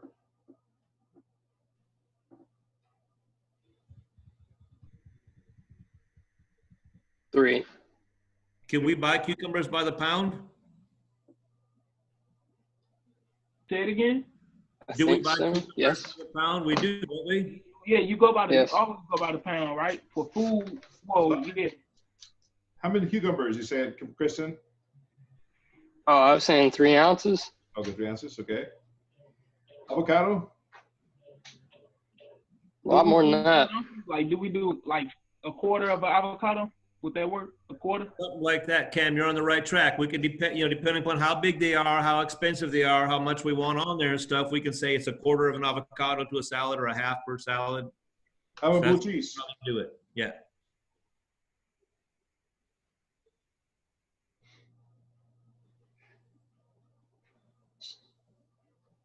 Four, 2.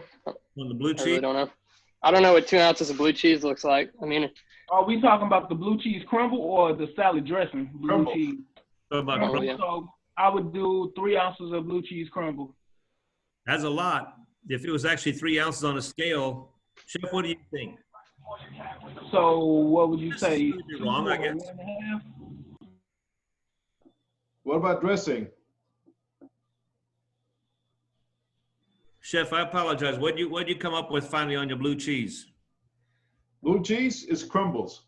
Yeah, but I mean, how much did you decide to go with? 2. 2 ounces? Okay, 2 ounces. Okay. 2 ounces. So is the dressing a vinaigrette or is it a like a ranch? Let's say it's either way. It's a liquid form. All right, so now because with vinaigrettes you're not supposed to use a lot of vinaigrette. See? All right, let's go ranch. All right, let's go ranch. 2 ounces or 1 ounce? Okay, 2 ounces. So we all agreed. I can tell you, Chef, I can tell you that if I'm eating a nice big salad and you bring me 2 ounces of dressing, the waiter's going to be going back to the kitchen for more dressing. It's going to be a pain in the ass for the waiter because I'm going to have to stop until I can get a hold of him. And Just saying. Oh no, because some people, my grandma, she not like that. She like, she don't use a lot of dressing at all. She don't use ranch, none of that. She use just vinaigrettes like Italian, balsamic. She only use a little bit of it though, and then she add craisins and everything, and then she just eat a salad. Well, your grandma's messed up. Yeah, I know she is. I tell her that every day. Just kidding. So I you know, like on a vinaigrette dressing, a good solid 2 ounces might cover it pretty nice. I think on that creamy stuff, maybe it takes a little more. I'm probably, yeah, whatever. We're just trying to figure cost, right? So it's not about what's correct as far as how much dressing. It's more about knowing how to figure the cost, guys. And that looks like a good salad. Add some craisins in there. Hey, I might make that. Some craisins. Do y'all eat craisins in y'all salad? Right, cranberries. I don't eat them anytime. I don't really like, they're so tart, but I do like some dry fruit once in a while. Like we used to work at this place, we had raisins on top of the salad with sunflower seeds, little fried tortilla strips, and a spicy ranch dressing. It was delicious, you know? Like at Hot Dottie, they had a poblano ranch. Man, that ranch was so spicy. I never had that salad again. It was just too spicy. Spicy salad. I never heard it in my life. So lettuce. Do you guys remember making basil pesto in Foundations? Yeah. Yep. It called for, I think about, if I'm right, 8 ounces of basil pesto. That's half a pound. That's a lot. Do you guys remember how much 8 ounces was of basil on the scale? Oh, that's it. We couldn't do a whole recipe, chef, right? I mean, you missing the chicken on the Cobb salad. You missing the chicken. Oh, chicken. My bad. Good call, Mercedes.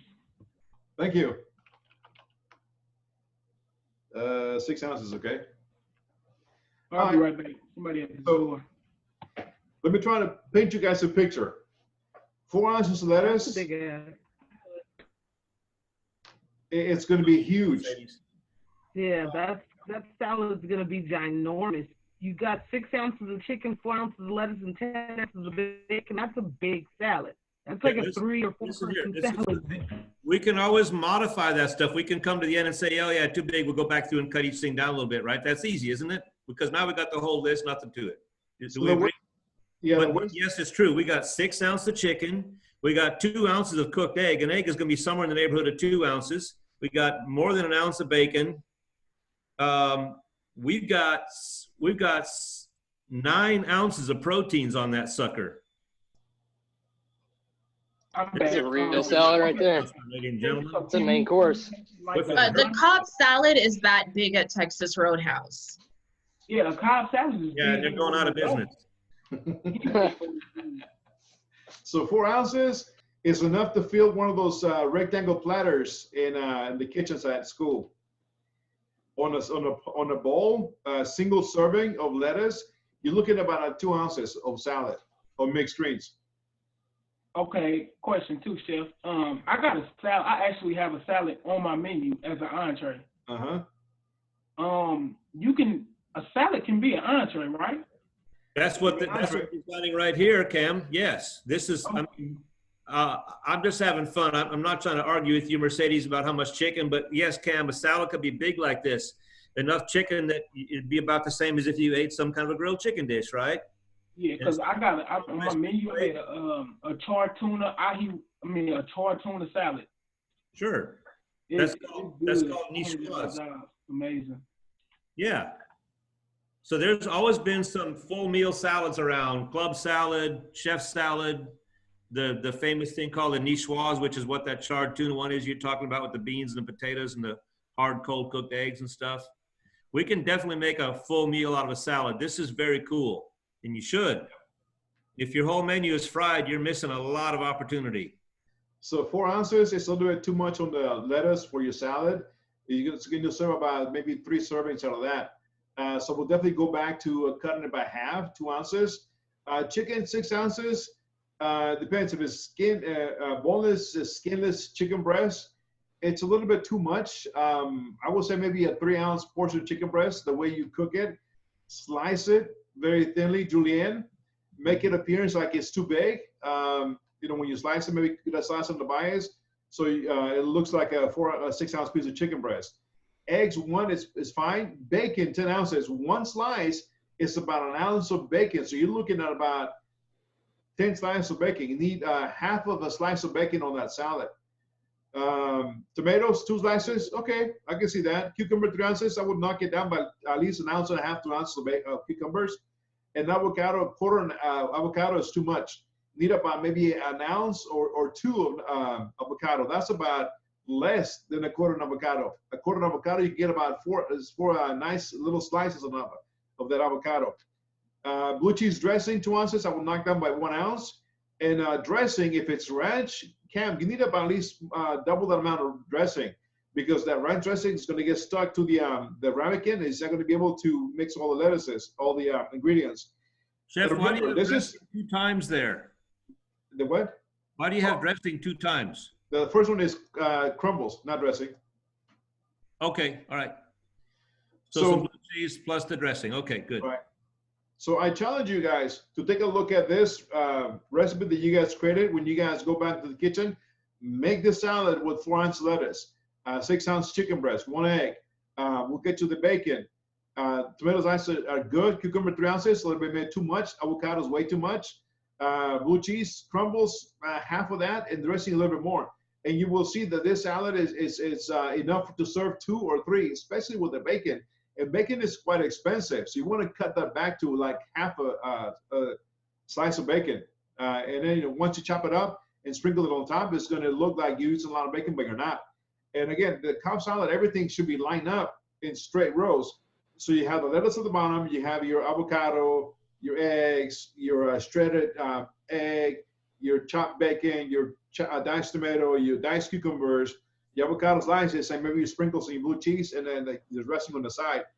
So definitely a little bit of more work cutting the slices. Again, because one of the things that we learned when we create a recipe without actually in the kitchen making it, lettuce, for example, when you use that much amount, it's a lot of lettuce on the scale.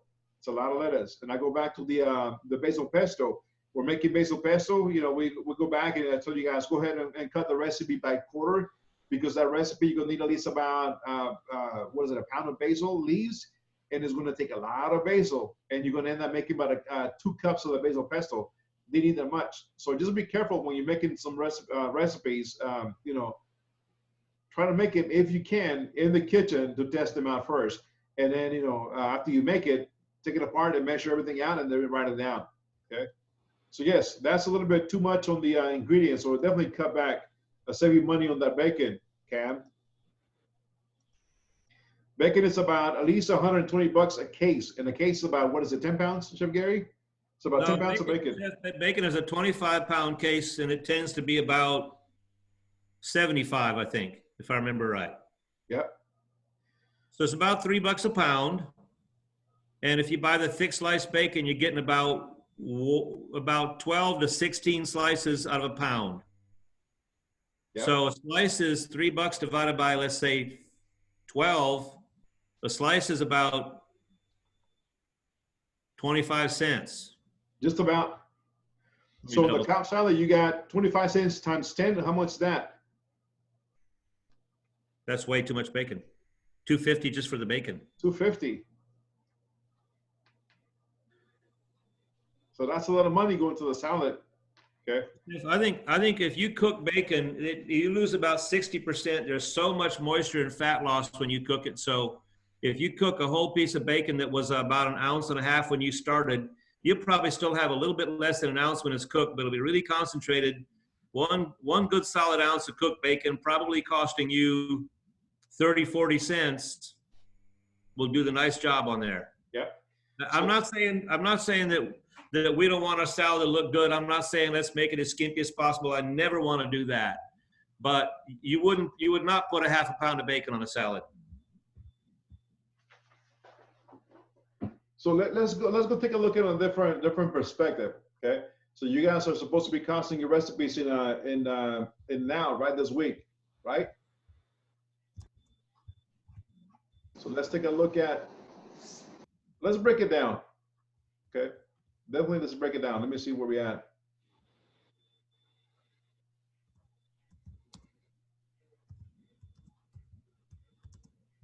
Where's my inventory sheet?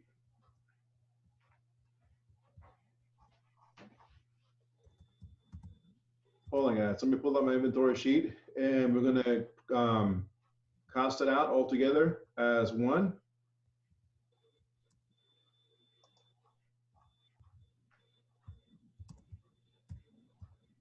Master schedule, month supplies, order forms, trim tracks. That's not what I'm looking for.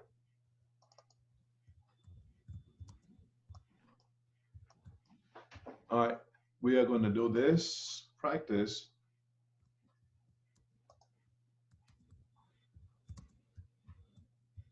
Here we go, okay? Before we start looking at it tomorrow. All right, so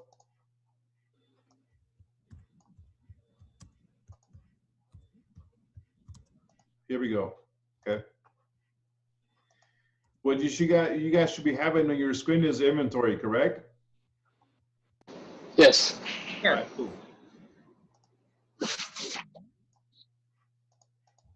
Let me zoom in a little bit more, okay? So sharpen your pencils, guys, okay? Here we go. So we said that what lettuce, right? Okay. So at the top, you see the produce, right? Remember here? Yep. Okay. All right, let's go look for lettuce. Let's say we're going to use spring mix right here. Pillow. That's the little 3-pound box that comes in a cellophane. Okay. So $9 for 3 pounds.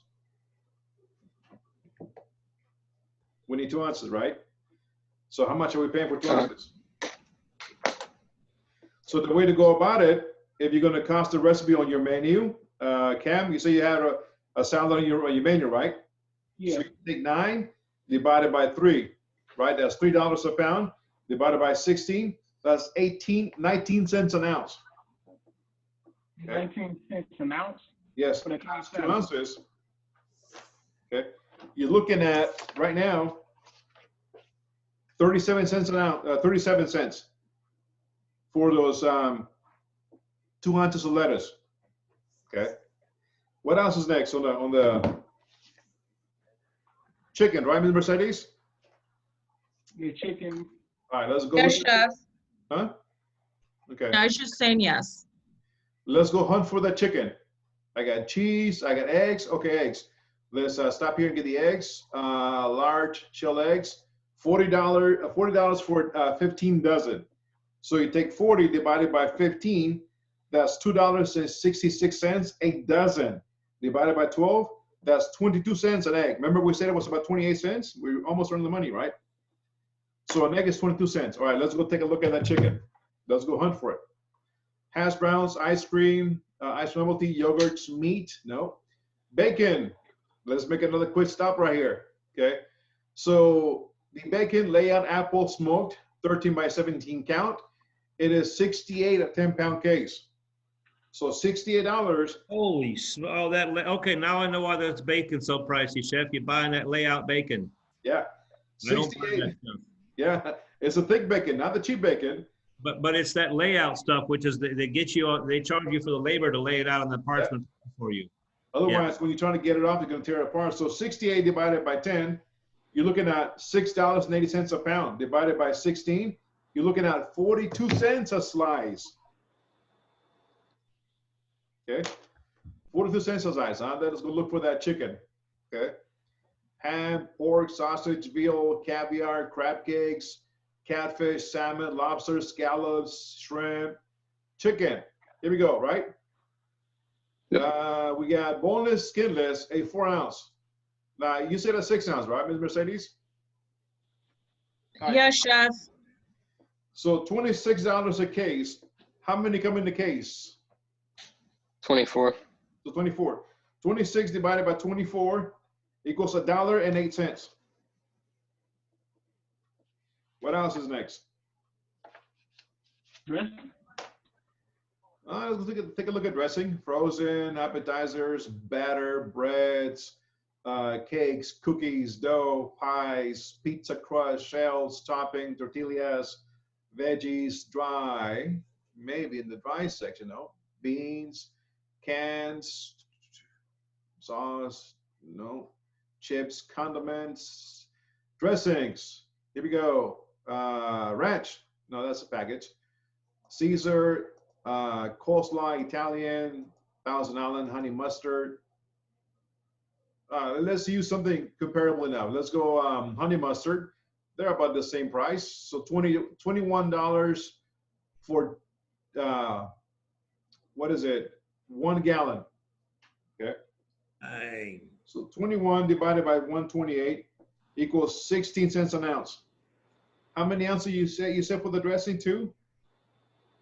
That's 32 cents. Okay. What else on the list? Cucumbers, right? Yes. Yep. So let's go to the top because my produce walk-in or my walk-in cooler is at the very top. Let's go hunt for cucumbers.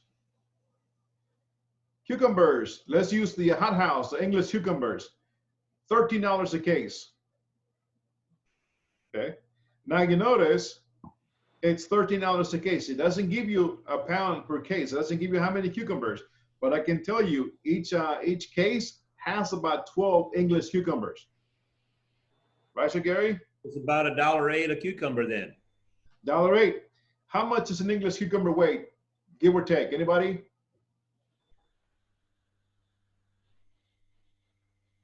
Probably. 5 ounces. They're big. They're like a foot 10 long. ounces. All right. 10 ounces. Okay. Half, 2/3 of a pound, 3/4 maybe. So 10 cents. And you guys said, what is it? Cucumbers, 3 ounces. So 10 cents an ounce times 3, you're looking at about 33 cents. Okay. What else? Tomatoes. All right, let's go look for tomatoes. Well, wait, Chef. We're up here. Let's do the avocado. I saw it at the top. All right, avocados right here. They're $20 a case. And how many come in a case? 24. Yeah, 24 count, right? So 83 cents a piece. 83 cents an avocado.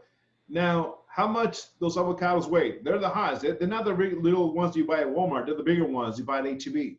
So let's say one, because you're paying for the pit too. So let's include the pit. Let's say one avocado weighs about, let's say about 10 ounces. Okay. So 83 cents divided by 10, you're looking at 8 cents. Okay. How much do you say you're going to use? A quarter of an avocado, which is about 4 ounces. No, 3 ounces. So times 3. That's 25 cents an avocado. What's next? Tomatoes? Tomatoes. You say tomatoes, I say tomatoes. Okay. So the different kind of tomatoes. You got the tomato 5x6, which is the universal we use everywhere for deli sandwiches and what have you not. Diced tomatoes, grape tomatoes, Roma tomatoes. Roma tomatoes are for salsas and sort of that kind of thing. So the $20 a case. How many in a case? Chef, I want to explain what that 5x6 tomato means because it's a simple, small, important thing that people should know if they don't already. So it says 2-layer. What does that mean, guys? It means that the box has 1 layer of tomatoes and a piece of paper and a 2nd layer of tomatoes, right? Right, Chef. Yep. So then 2 layers, and it says 5x6. What does that mean? 5 tomatoes by 6 tomatoes. Right, so it's 5 rows of 6 each. So you got 30 on the top layer, 30 on the bottom layer. Now you got 60 tomatoes in the case, right? Now you know you can figure out exactly how much 1 tomato costs you or 1/2 a tomato, whatever you got to do. That's all your information when you're buying produce is right there in front of you. Just look for a second. It'll become clear. It'll become clear. So how much the tomato is going to cost you? $20 for the case, Chef? Yeah. 33 cents. 33 cents. You should be able to get 10 slices of tomato. So 33 divided by 10, that's about 3 cents an ounce, a slice, right? You're using 2 slices. That's about, let's say it goes 7 cents. Yeah. Right? What else on that salad? lettuce, chicken, eggs, bacon, tomatoes, cucumbers, avocados, blue cheese dressing. Blue cheese crumbles. Butter, cheese. Let's go look for the blue cheese. Blue cheese crumbles right here. $25. What's the pack size?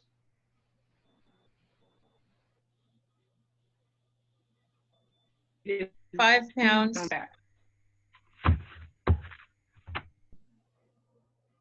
Okay.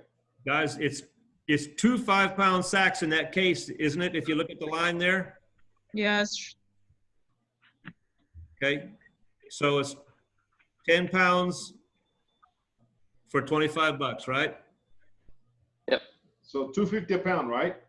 Wow, that's cheaper than I thought it was going to be. Divided by 16, you're looking at about 16 cents an ounce. How many ounces you said about the blue cheese? Somebody said 3 ounces, right? So times 3 ounces, you're looking at about 47 cents for that cheese. Right. So now go ahead and tally up. Okay. 37 cents plus 22 cents plus 42 cents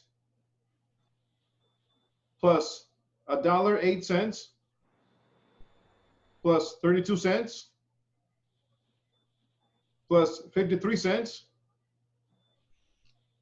plus 25 cents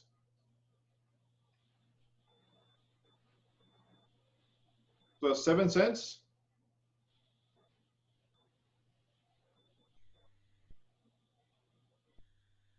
plus 47 cents. What's that total?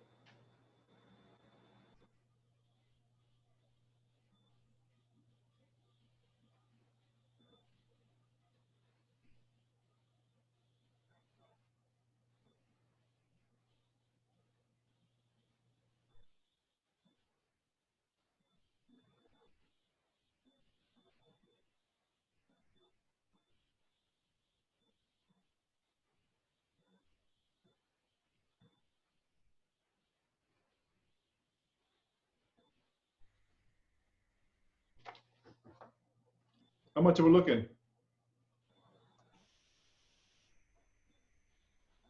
A lot of money. I'm almost done. Hold on. Let me calculate. My calculator don't go up that high.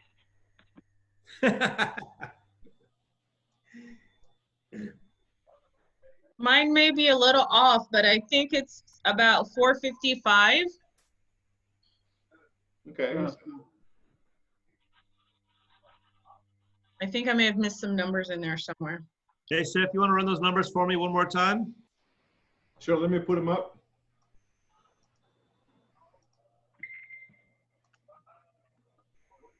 All right.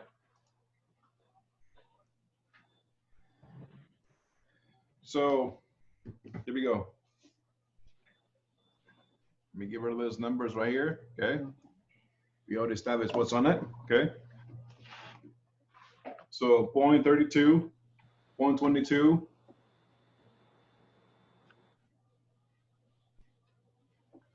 0.42,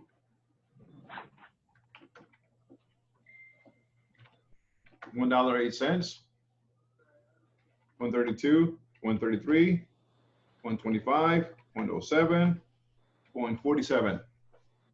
Can't keep up.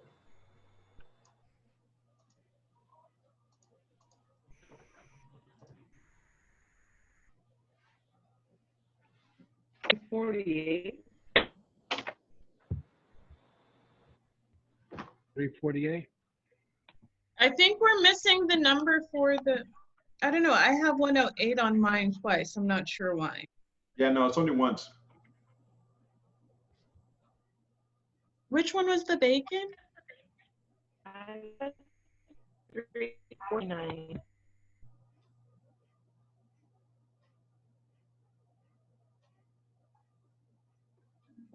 $348. 348, yeah. 48.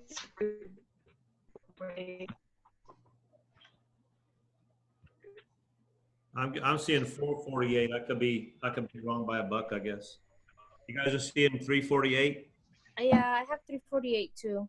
Okay. Okay. So 348, right? Yeah, I got 348.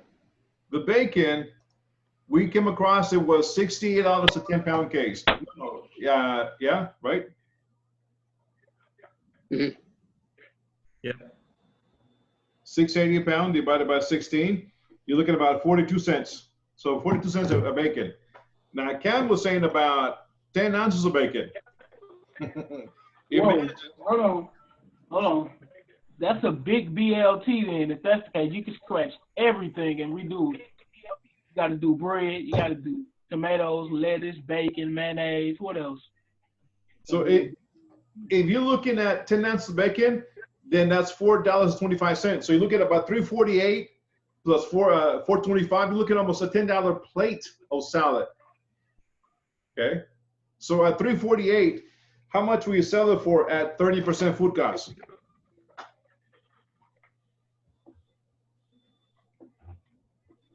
You guys want a 30% food cost, right? Can somebody tell us how much you should sell it for? Around 1050 or so. Well, there's a way to know exactly what your real percentage would be, and then you can always adjust to hit the nice round number you want, like 1050, 1095. But what's the formula? 11.6. You guys need to know. You guys need to know how to turn that 348 into something that's a 30% cost. Divide 0.3, right? Right. So 348 divided by 0.3. 0, right? And that'd be 11.6. So it comes out to 1160. Okay. Chef Miguel, if you did that in your kitchen and you're gunning for a 30% cost and it comes out and it tells you, okay, 1160, what would you do? Would you go down a bit? Would you round up a little bit? What would you do? $12.95. I would do something like that also, yeah. You know why? If I'm in a place where the budget You said $12.95? Uh-huh. Yeah. If I'm in a place where I feel like the customer budget is a little tight, my check average has to be low, then I can say, okay, I could drop to, what was our number? 1160 just now? 1160. Yep. Maybe I could go to 1095. Why would you go to $12.95, Chef Miguel? If I'm in a fancy hotel, I might go $12.95, $13.95. It's not, okay. It doesn't help you to sell it too cheap. Location? In a ritzy location with expenses, high expenses like linen and china and pricey silverware and things like that, right? So basically, we're putting those costs inside of the plate and sell the plate to pay the employees, basically, right? Well, you charge a little bit more if you're working in a place where there's higher expenses for china, glassware, linen, more labor dollars on service and things like that. If you're in a little casual cafe with one waitron and she's the cashier and you're the cook and you're just hustling it and you don't have high expenses, you can stay on the low side. You can cost out at 30%. If it tells you that it should be 1160, drop it to 1095. Okay, fine. Your cost comes 32% or something, and you roll with it, right? But if you're in a fancy hotel, you're not going to do that. You're going to mark it up because there's expenses to pay. Do I make sense? It makes sense. And the crucial part about, why I said $12.95, even though the price is what, $11.60, because the way you're going to present that salad on the bowl, the presentation, you're not going to throw just everything on the bowl and call it a day. You're going to make sure it looks good, it looks fresh, it looks crisp, has nice appeal. The chicken is not dried. Avocado is sliced nice and thinly, but it looks nice and white. Tomatoes are properly diced. Your knife skills from foundations is how you're going to be able to sell that Cobb salad at $12.95 versus $11.60. Yes, the hotel, the restaurant, all those have to go with it, but how you're going to present that food on the plate is your selling point. These are what's going to make your money in the food. You're not having this done by a guy with one of those slam choppers just smashing the daylights out of some crappy tomatoes. You're Yes, trying to we buy are, a Chef. nice That's tomato. amazing. You're paying somebody who cares to apply some knife skills. Everything they do looks nice. That's not a $5. That's not an $8 an hour cook. That's a real cook. You know, that's some money to pay, some labor dollars to pay and stuff. So you're looking at 27 and 26% food costs on that salad. Bingo. Yep. Yep. Because what if you have a nice China set that you're going to present that dish, a nice China bowl that has a nice, carvings, decorations. You're not going to serve on a plain Jane white regular plate. You're going to choose a plate that goes with it to be able to sell the product. So it all depends how you present it. Okay, like Chef Gary said, you're not going to have somebody that's going to slaughter those tomatoes, going to just sprinkle the blue cheese all over the place. Somebody's going to burn the bacon, make not cook it all the way through, not crispy enough. Or maybe you're going to have the guy or pantry person, guy or girl, who's going to slice an avocado nice and neatly, using a clean, sharp knife to make sure that the avocado is nice and thin, but then they're wide enough that they can look like they're big enough. Maybe you're going to have the grill cook have a nice grill marks on that chicken breast, and then slice it that it looks very clean, not slaughtered, and the lettuce is nice and cold, it's crispy, it looks very moist. All that goes into consideration. That's why I say, $12.95. But if you're going to put some slop on a plate, go with $11.66. Go with $9.95. And again, the establishment too has to deal a lot with it. Last night, somebody took those chicken breasts out of the, yesterday afternoon, somebody took those chicken breasts out of the freezer and they thawed them into the evening. The prep cooks put them in some marinade overnight. Marinade wasn't free. This morning, somebody had to grill those chicken breasts and catch them just right, not like you said, not overcooked. Cool them down a little bit. Somebody had to slice them nice. Even at 108, it's not quite the real picture because you pay some labor dollars on that properly handling that chicken, right? You spend a little bit of money for some good olive oil and some real lemon juice and some garlic and stuff to marinate the thing. Whatever. We could make up a lot of scenarios, but we can see that the nice food is not coming without some cost and some effort, right? Some labor dollars. So there's different, again, it's how you present that food on the plate is going to make you money. And again, just make sure that you buy the good product. Make sure when you order the produce from Hardee's or whoever you buy it from, make sure you check it. Make sure it's up to standards. Don't accept any subpar quality item. If the chicken is frozen, make sure you thaw it up properly. Make sure it gets cooked properly. Make sure it doesn't get overcooked, not so dry. All those go in hand. But definitely, at 28% food cost on the cow salad, and it's going to sell that quite a bit. And it's going to, you can be served as an entree. So yeah, I definitely go $12.95. And as high as we just went over the inventory, that's how you're going to cost all the recipes. So I decided to go that route and kind of show you guys how to break it down and how to, draw those numbers that you need for your recipe cost cards for your menus. Just like we did right now. I went through the whole inventory, picked up the items that were on the cow salad, took a look at them, how much it would cost, how much it cost, what package size it came in, and how to bring that price from 10 pounds, 20 pounds, 1 gallon into 1 ounce. Easy conversion. We just went over conversion, guys. Okay, easy does it. Any thoughts? It's good practice, right? It's good practice. We just got started a cow salad together. Wasn't that awesome? Has anybody touched a recipe cost cards yet? Besides James. How you holding, Ms. Mercedes? No, that thumbs up was to the previous question, Chef. Oh, that it was fun? Yes. Okay. So yeah, again, this is Monday. Start looking at your recipe cost cards. Guys, what time is it, Chef Gary? 8:15, Chef. You want to hold on? You want to go on break now? Let's take a, how heavy is the rest of it tonight, Chef? Well, we're going to go in tomorrow because I want to try to push as much as we can without overloading them. And then we can have some time, hopefully by Thursday and Friday. And by that time, they'll have already built the recipe cost cards. And we can work with them on live online as they share their recipe cost cards with us.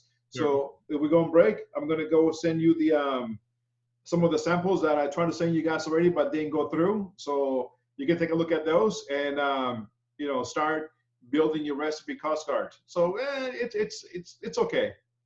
So let's come back in at 8:30. That's a tiny bit longer. Be ready to hit it though pretty intensely.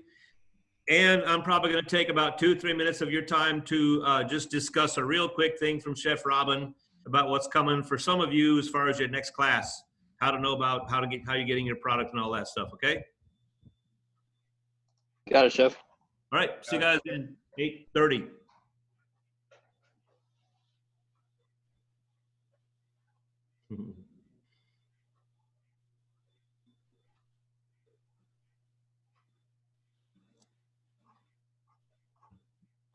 So, Chef, I'm going to read that email once or twice more, make sure I know what she's saying. She just now sent it out today, basically. Oh, and I think I forwarded it to you. Yeah, I saw. Maybe you don't have the same class I got, but she laid out the basic thing about how you're getting your stuff if it's a lab class. Okay. There's a couple options how you're getting your stuff, and I got to make sure everybody knows that. And I even have to try to get these guys to tell me today how they're going to get theirs because they have some options. They got to make a decision. Okay. So I'm going to try to be ready to say that clearly as I can without screwing it up. It all depends who's going to go to the lab class next block.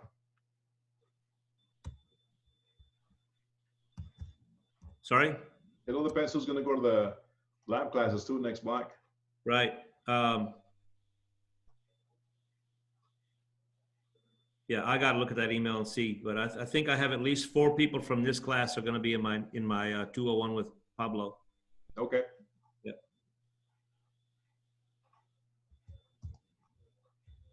I think after this, all I have left is. Hey, does that mean we're gonna have Chef Gary for 3 times? That would suck, wouldn't it? Golly, man, what am I gonna do? I might actually see Chef Papa. No, Papa is a mythical figure from the past. He doesn't really exist anymore. You know what? That's gonna be my goal then, to see Chef Papa. He's kind of like a griffin or a liger. Yeah, something like that. Yeah. Like Jimmy Hoffa, he just disappeared. I was sent a picture of a garden that I'm digging in my backyard. I sent it to a friend, and he up in Kentucky, and he sent me a text message and said, "Hey, did I see Jimmy Hoffa's foot sticking out of there just now?" I found it. And I stuffed the jeans full of a couple of shirts and stuff, and I propped them down inside that trench with tennis shoes sitting on the end of it. And I put a shirt in there in the backside of a baseball hat, so it looks like somebody's going down in that trench, Oh my gosh. He was cracking up. He was cracking up. I sent it to a lady friend of mine. She didn't think it was so funny. Hey, yeah, I got a question for you. You know how to fix like a camping lawn chair? Like one of the X brackets broke that holds it up. It's bent. Do you know how to is there a way to fix that, or just buy a new one? It's bent. The way to fix it is go get a new piece of round tubing and put in. It's too much work. They're pretty cheap. I think it's probably a dumpster candidate. Damn it, man. That leaves me down to one. And when my wife is out here, I'm not gonna be able to sit down. You need a new lawn chair. Get a pickle bucket and turn it upside down, I guess. True. I could use the empty cat litter thing I got to throw out anyways, right? There you go.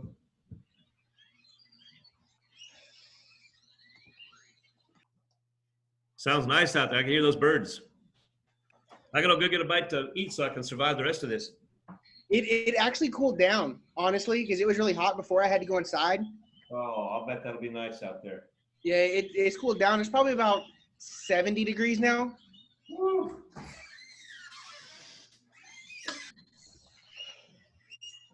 I don't know. I'm just making up numbers.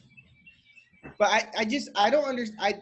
I don't understand. I mean, I get the additional costs on the $12.95 chef, but I don't understand why people would pay that for a salad. That was my whole thing of like, that's why I would bring it down to like, I would eat the bullet on that of like $10.50, but that's just me. It all depends on where you're working, right, Chef? I mean, yeah. So there was a place up in the Domain in Austin. You know where the Domain is, right? Yes. And about, I don't know, this is 10 years ago now. I and a bunch of the chefs from Cordon Bleu went over there for a lunch. I guess we had a reservation, but it wasn't going to be fancy. It was not a preset menu or anything. You just go in there. Hey, we're coming in. We're going to order lunch, right? So I had a cup of soup and a simple little vinaigrette salad. It was not a fancy salad. It had 2-3 ingredients plus a decent dressing. Nicely plated. Yeah. $19 plus a tip. It was a place called Jasper's, and their theme was sort of backyard gourmet. Yeah. And well,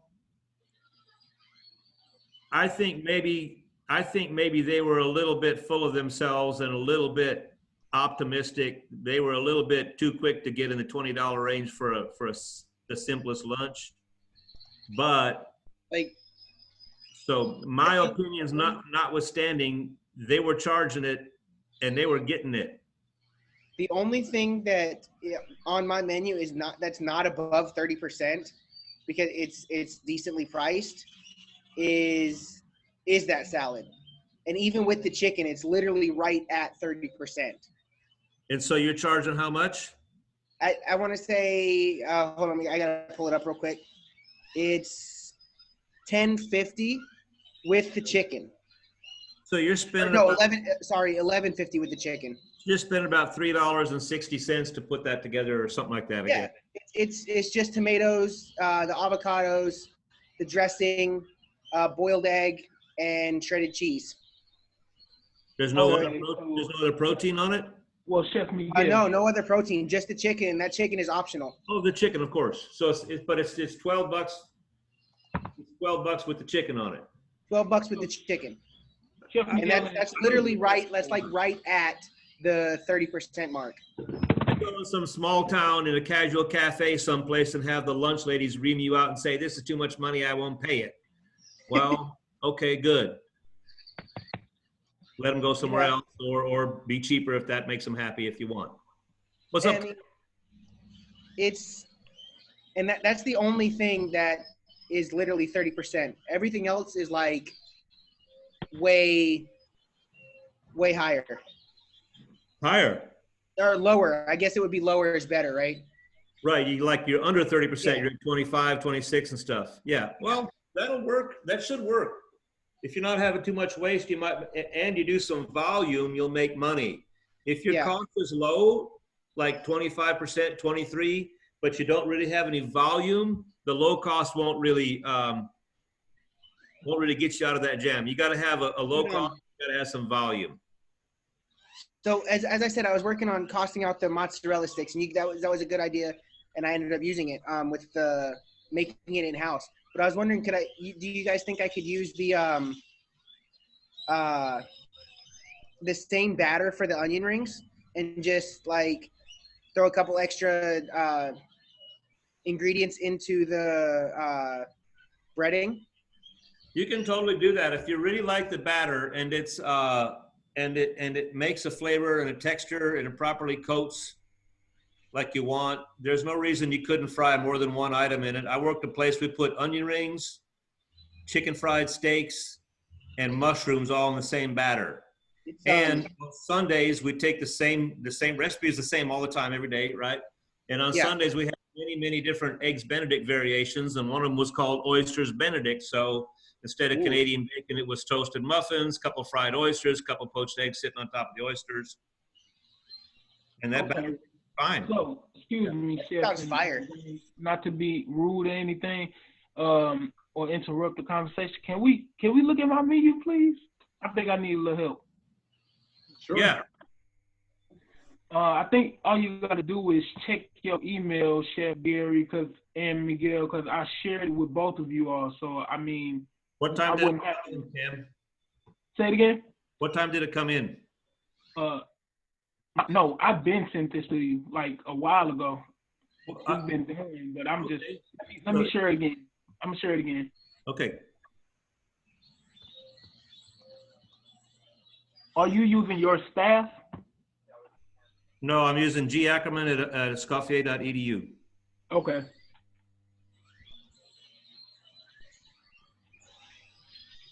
No, you're good, Cam. Yeah, I was just talking to him. James, I really I've been wanted to talking. send my my menu to you. I don't got your number or nothing. I'll message it to you. All right. And I'll send it to. Let me send. I'm added you right now, Chef Gary. So I'm adding Chef McGill. So okay, I just sent it. So you should give it a few. Okay. Oh, snap. James, what's your email? You can I look got at you. Hold on. Cam. Yes, Chef. Did that come by email or sharing on the drive or what? Sharing on Google Docs. Google Drive. Yeah, Google Drive. Okay.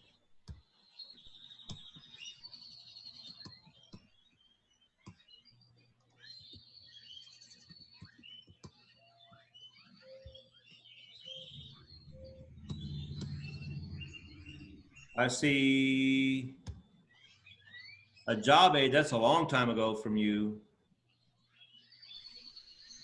So did you put it in the drive and post a link? You put it in your drive and post and then send me a link to it? Is that how you did it?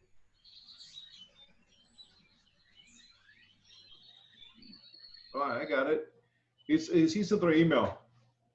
Yeah, you made some notes too. Shrimp ricotta ravioli, 5 shrimp ravioli stuffed with a herb infused ricotta cheese in a sweet chili cream sauce. Yes, that's it. That's it. What about 5 ravioli filled with shrimp and herb infused ricotta? Okay, let me go to it. Chef K. Pierre's Exchange Kitchen? Yes. That's it. James, I'm finna put it to where you can see it too while you here. Steak bruschetta, $12.99. Delicious medium rare sirloin, sliced on top of a crisp Italian bread. Goat cheese spread, tomato cruda, and balsamic reduction.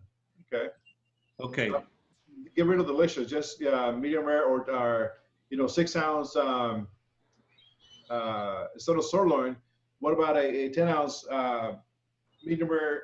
Or don't even put the temperature. Just put 10 ounce New York strip steak, sliced on top of a crispy Italian bread with goat cheese, spread tomato cruda, and balsamic reduction. Okay, so just leave it. Don't even put medium rare. Just leave it out. Correct. And give it delicious. So 10 ounce New York strip steak. Can you see me editing it? Yeah. I see you moving around on there. Yeah. 10 ounce sirloin. Just leave it like that. So 10 ounce sirloin steak sliced on top of crispy Italian bread with the goat cheese spread and tomato cruda with the balsamic reduction. Correct. Right, and then Cam, if they want it, you can assume medium rare or medium, whatever you figure you want your kitchen to do, and they could always tell you, oh no, I'd rather have mine more well done, or they could always say, hey, I want it really underdone, kind of blue, whatever. Yeah, let them.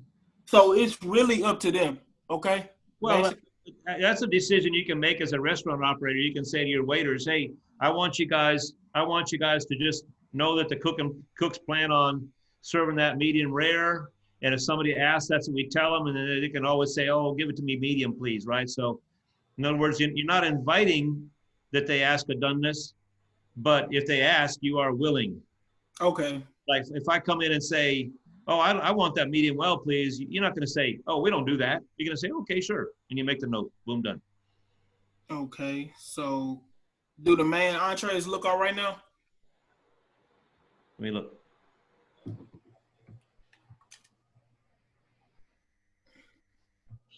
I want two. Creamy Tuscan chicken, juicy farm braised. No, I would get rid of the juicy. Farm braised chicken. What kind of chicken? Breast, leg, and thigh meat? What is it? So define the cut. So farm braised. So define the cut. Yeah, farm braised breast of chicken, sauteed and finish in a creamy sun-dried tomato sauce with basil and spinach. Serve with honey roasted carrots and grilled asparagus. Okay.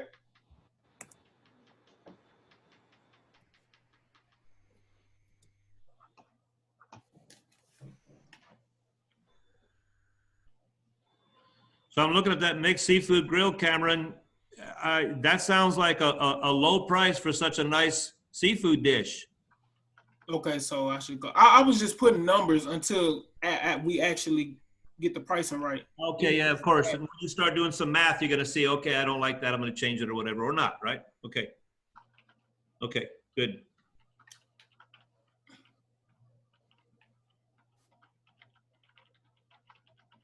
Oh yeah, you got prawn, scallops, salmon, and lump crab cakes. That is a seafood. That's a seafood feast right there. I think you could say lump crab cake, one of them. Mm-hmm. Of course, it depends upon how big or how small, right? Yeah, this crab cake. You have so many things. No part of that needs to be very big. That'll fill someone up real nice, even if the pieces are small. Okay, so that needs to be fixed too. All right. What do you think about the dessert? Are they looking all right? Caramel ginger apple crisp, Granny Smith apples, stewed with brown sugar, ginger and spices, topped with homemade vanilla ice cream, butter caramel, and walnut crumble. Okay. Peanut butter torte, Belgian chocolate, sweet cream and peanut butter, crushed pecan crust, and salted caramel. Okay. Skillet brownie, mini cast iron skillet filled with a hot, moist brownie drizzled with a white chocolate and candy walnuts. You got tree nuts on 3 of your desserts so far. So fix that. I mean, maybe you could have an issue where somebody says, "Well, I can't have tree nuts. There's only there's only 2 things I can have on this menu." Or you don't worry about it, and as long as you're clear to say it, and they can always say, "Please leave those off," right? Right. Do you see my ahi tuna salad? I want you to read that. That sounds so good.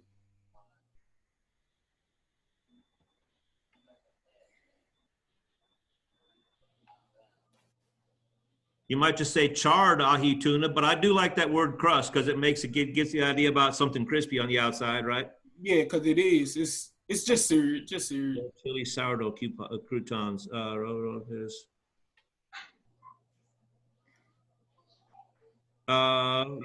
roasted tomatoes and bell peppers. Yeah. There's some fancy European word for that tomato and bell pepper mix, Cam, and I can't remember it right now. We have the tomato and bell pepper together. It's like a ratatouille. It's well, kind of in a way, but it's not really a complete ratatouille. So, but you could call it like a pepperonata. Pepperonata? Yeah, Pepperonata, pepperonata. And then, of course, somebody's going to say, "What the hell's that?" And your waiter's going to know because you trained him well, and you're going to say, you can tell them to explain that it's roasted tomatoes and bell peppers, and it's real sweet and rich, blah blah blah.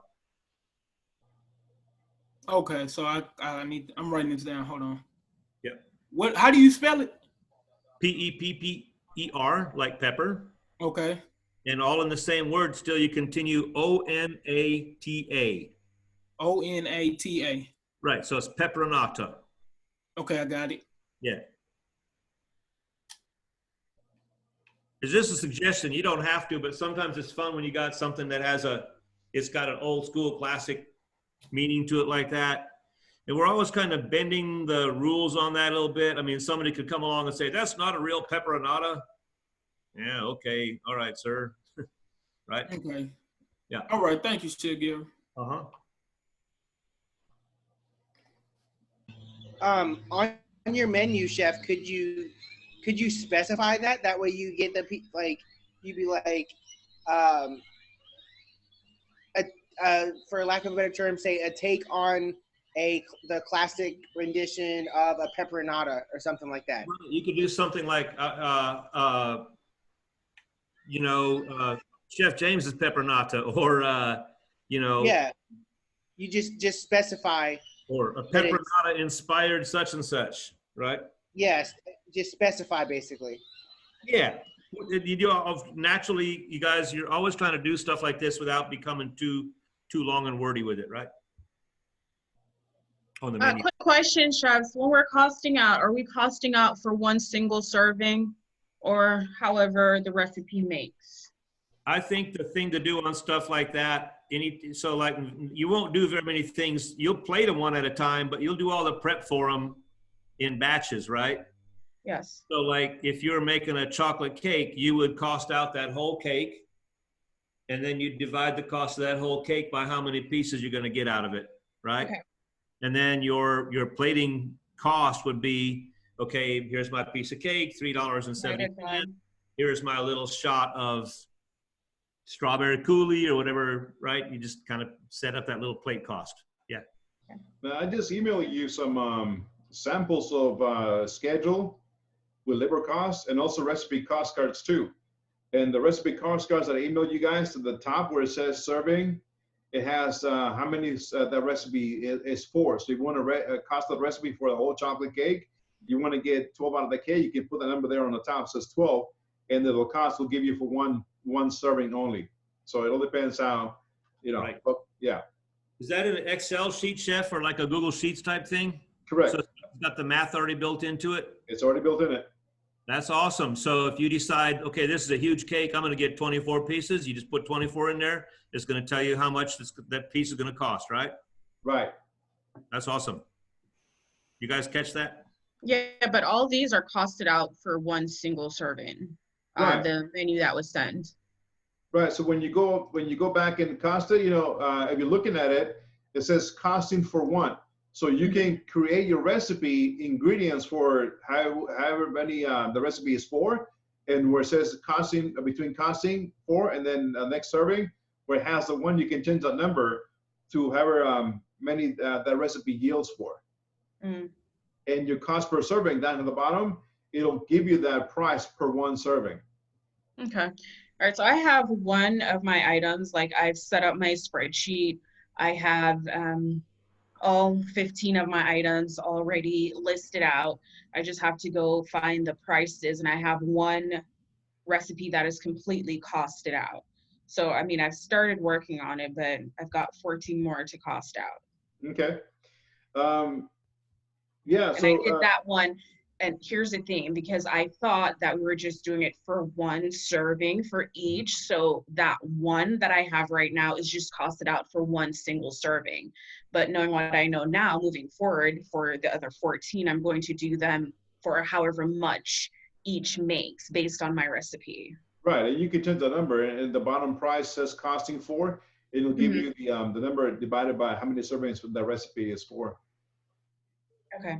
That's the beautiful thing about the spreadsheets and the way they're designed. So when you have chance, go ahead and share that. If you have it all laid out in the spreadsheets, you can share that with Chef Gary and I, and we'll take a look at it as you're building it. And that goes for everybody, not just you, everybody. As you're building your recipe, share them with us so we can see you guys working on it, and we can help you in the process so you won't get bogged down in trying to cost the recipes. Because we just went over the cow salad, and you saw me scanning up and down how to look for prices. We can help you along the way how to cost them out in a more efficient manner if you can't find those items. Yes.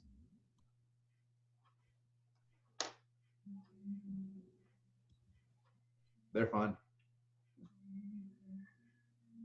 Okay.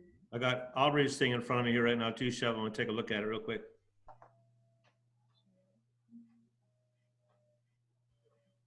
Okay, so I have another question. Okay.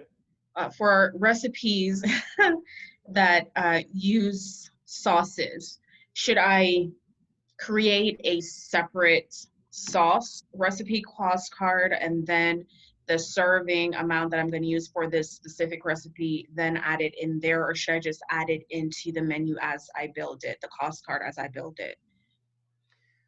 It depends. If you are doing, like, let's say as like we just went over the practice. Let's say you're doing a salmon with the potatoes and everything else with it, and if you're going to build that sauce within the recipe, maybe that sauce of the recipe is going to be for 1 quart.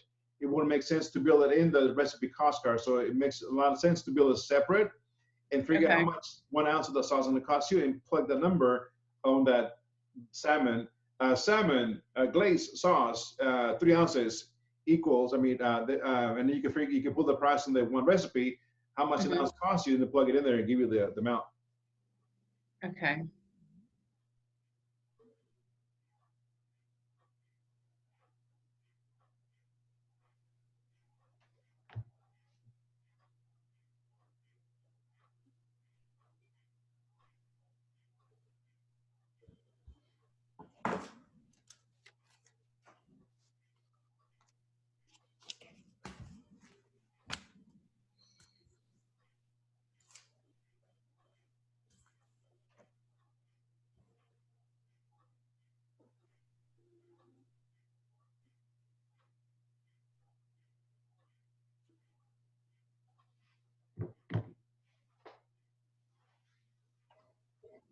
How's everybody else doing on the recipe costing?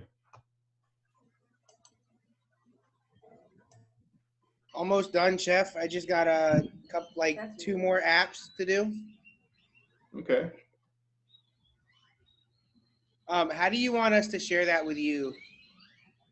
Like, I know you said you didn't want every single individual one. You wanted like a simplified version of it, of like everything in one for the menu cost versus the like how. So if you do it on the slides or the Google Docs, there's a little thing on the right hand side that you can go ahead and click on it, and it says share with, and just type a name and send it, and it'll be we can see it. It'll be sent through email, but we can see it live as you go through it. Same thing with the recipe cost cards. It's a Google Docs, and on the top right it says share, like the one I just emailed you guys, right? It's an Excel spreadsheet, but it says share on the top right in the little green square. You can hit on that one, and it'll come out with another window, and just pop a name in and send it, and we can see it as you go through.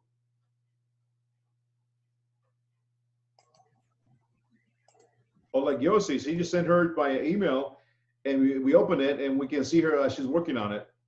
I mean, Cam. Sorry, Cam. I'm here, chef. I'm sorry. I'm still looking at my menu. I need like some kind of graphic designs to fill in the blank spots. Hey, Cam, have you gone into that, what am I trying to say? Canva menu? Cam, I sent you mine, and I've been using postermywall.com the whole time. But I'm doing it on Docs. I'm really not good with Docs. I'm using Microsoft Word and stuff like that. This Google stuff is new to me. That's the same. That's why I've been using Poster My Wall. Right. So Poster My Wall. Yeah, Cam, postermywall.com. Sorry. Cam, the way to do it is go to that website and set up an account, and you can do all your work in there. When you come back to it, it'll still be there. You can modify it, and they'll have, you can change the paper and the formatting and all that stuff, you know. Give you a lot of artistic wiggle room there.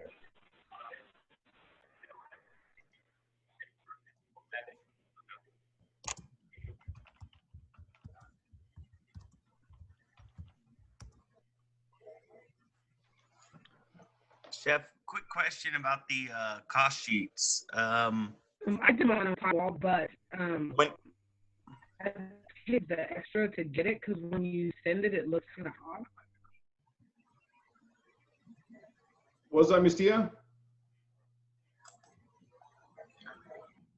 I did the Poster My Wall, but I paid an extra amount. I paid the extra to get, because every time I could only send it to like certain people, and it kept giving me like an email thing, like doing it as an email blast. But I just paid the additional $3 and then just got full access to my stuff to go and be able to go on there and change it how I want to. The one that I sent you and Chef get today, there's like 5 other ones that I did. So like, Jeff, are you able to hear her? Breaking up. Yeah, I can hear that she's speaking, but I can't understand any words. It got worse and worse just now. Go into the chat, Miss Tia, because you're breaking up.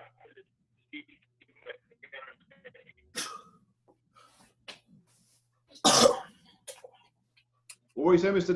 Danny B? I was saying on the cost sheets, when we're doing them, I know on the sheets that you gave us, you have the case number, and then you have the individual number for most of the product, not all the product. Mm-hmm. So when I'm trying to calculate for that one recipe,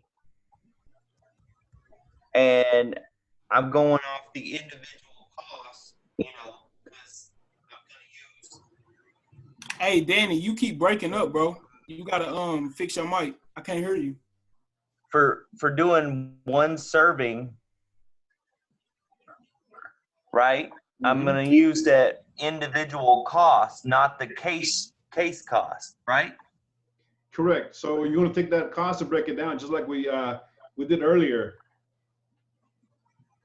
So that's why I'm telling you guys, when you start costing it out, share it with us so we can see it as you're costing it out, and we can help you with it. I know where everything's at on those inventory spreadsheets, and we pretty much know how much each one comes in a pack, so we can guide you and tell you, hey, this is the price for this one. This is the price for that one. It'd be a lot easier. And another thing I was going to ask is, on some of those products, you only have, like, I know for flour, it was by the ounces and not by the individual cost. So, Come right here.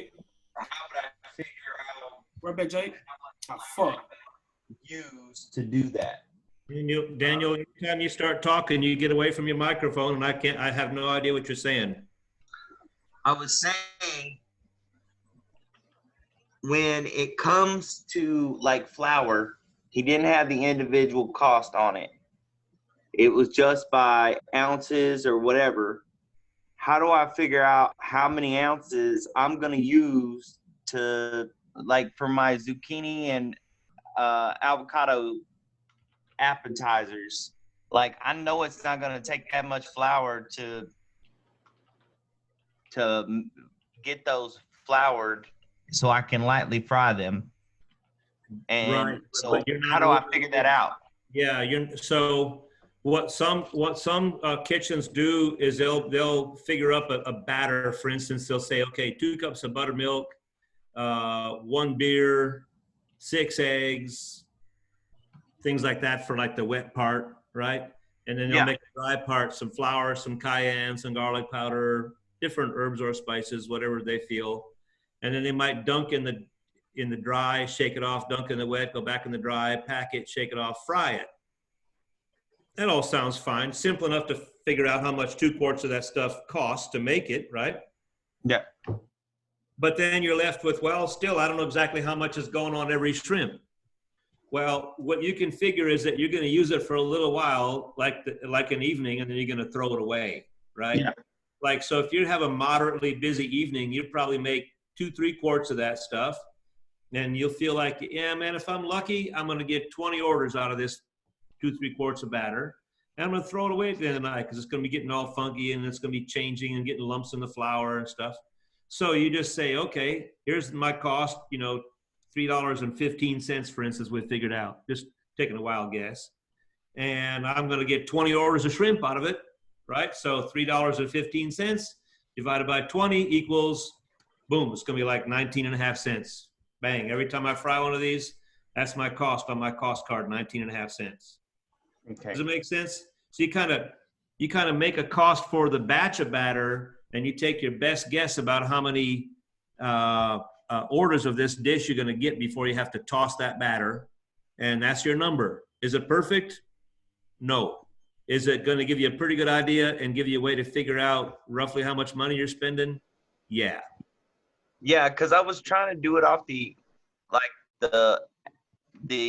bag cost, and it was like making my total value price like $20 or something like that. And I was like, no. I was like, that's not right. Like it looks like you're spending all the money for that whole batch, is spending it every time you fry and order these avocados or these shrimp or whatever. Yeah. Right. So that's why you figure up the batch of the fry batter, and then you say to yourself, well, how many times I got to use this batter in an evening? And you won't be able to say exactly. You can take the best guess, and you can say, well, if I'm busy, if things are going right, I'm hoping I'm selling 20, 30 of these. Okay, fine. I'm going to get 30 out of this. Okay, fine. $4 for this batter divided by 30 equals, 13.33 cents each time I drop some shrimp or some avocados in the fryer. And that's the cost of your fry batter. All right. Because it And was you'll just be giving me a wrong. ridiculous number, and I didn't know what to do, and I was like frustrated. Yep.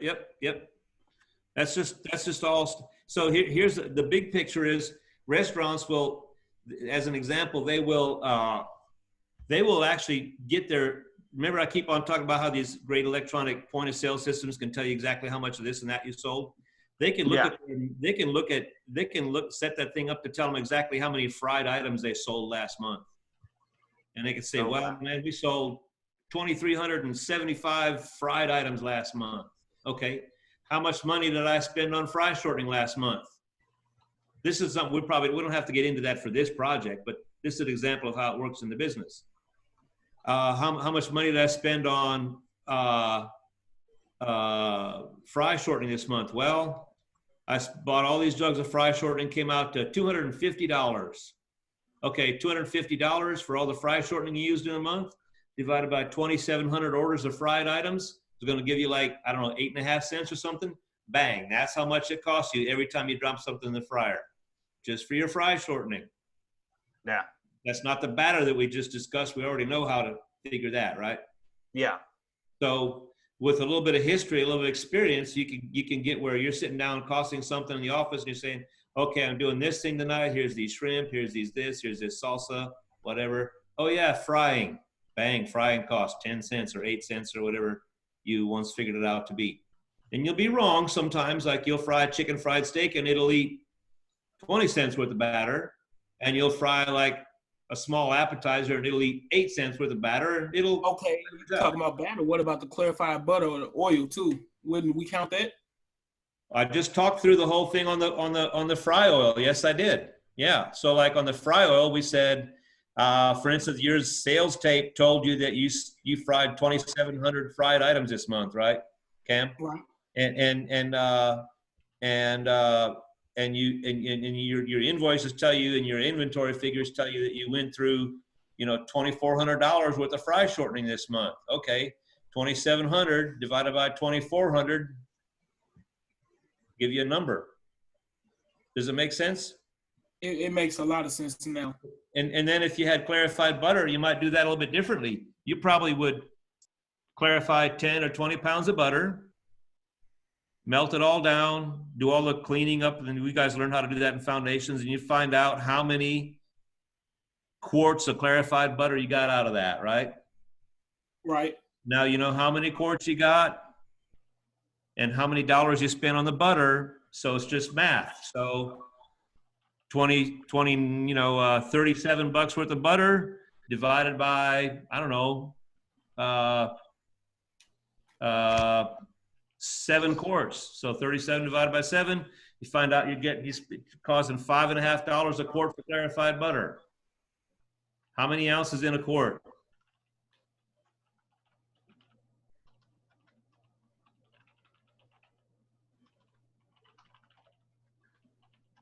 Easy.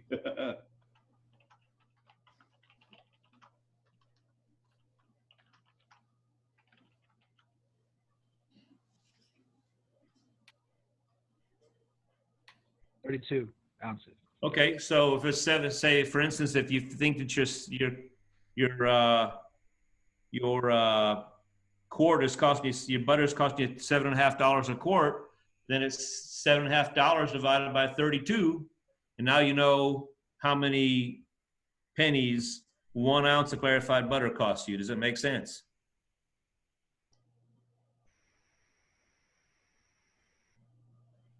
Yes, Chef. Cam, you with me so far? I'm with you, but it's confusing in a way. Tell me, there's a point where I can back up to go back into it again? All right, let's start it back over so we can just, because it's confusing doing this. The serving cost to me, that's probably the hardest part to me. Doing the what? Cost per serving. Okay. I'm trying to do my math. It's just, it's frustrating because I'm trying to think like I know what I'm doing, but it's like at the same time I'm messing up. I feel you. My number's not right. So let's start with one thing that you want to figure out, and I'll try to talk you through it. All right. Let's do something simple so I can take it from there. I'm going to my menu real quick, look at something. Who that belching over there? So how we do the Oyster Rockefeller? My Oyster Rockefeller. Okay. So you want to figure out a whole Oyster Rockefeller? One, just one. Just one what? Just one oyster? One oyster. I'm trying to do it like one by one. That way, when I put the plate together, it'll kind of make sense. Or is that where I'm messing up? Well, okay. So, hey, Chef, are we on kind of flexible time now or what? Because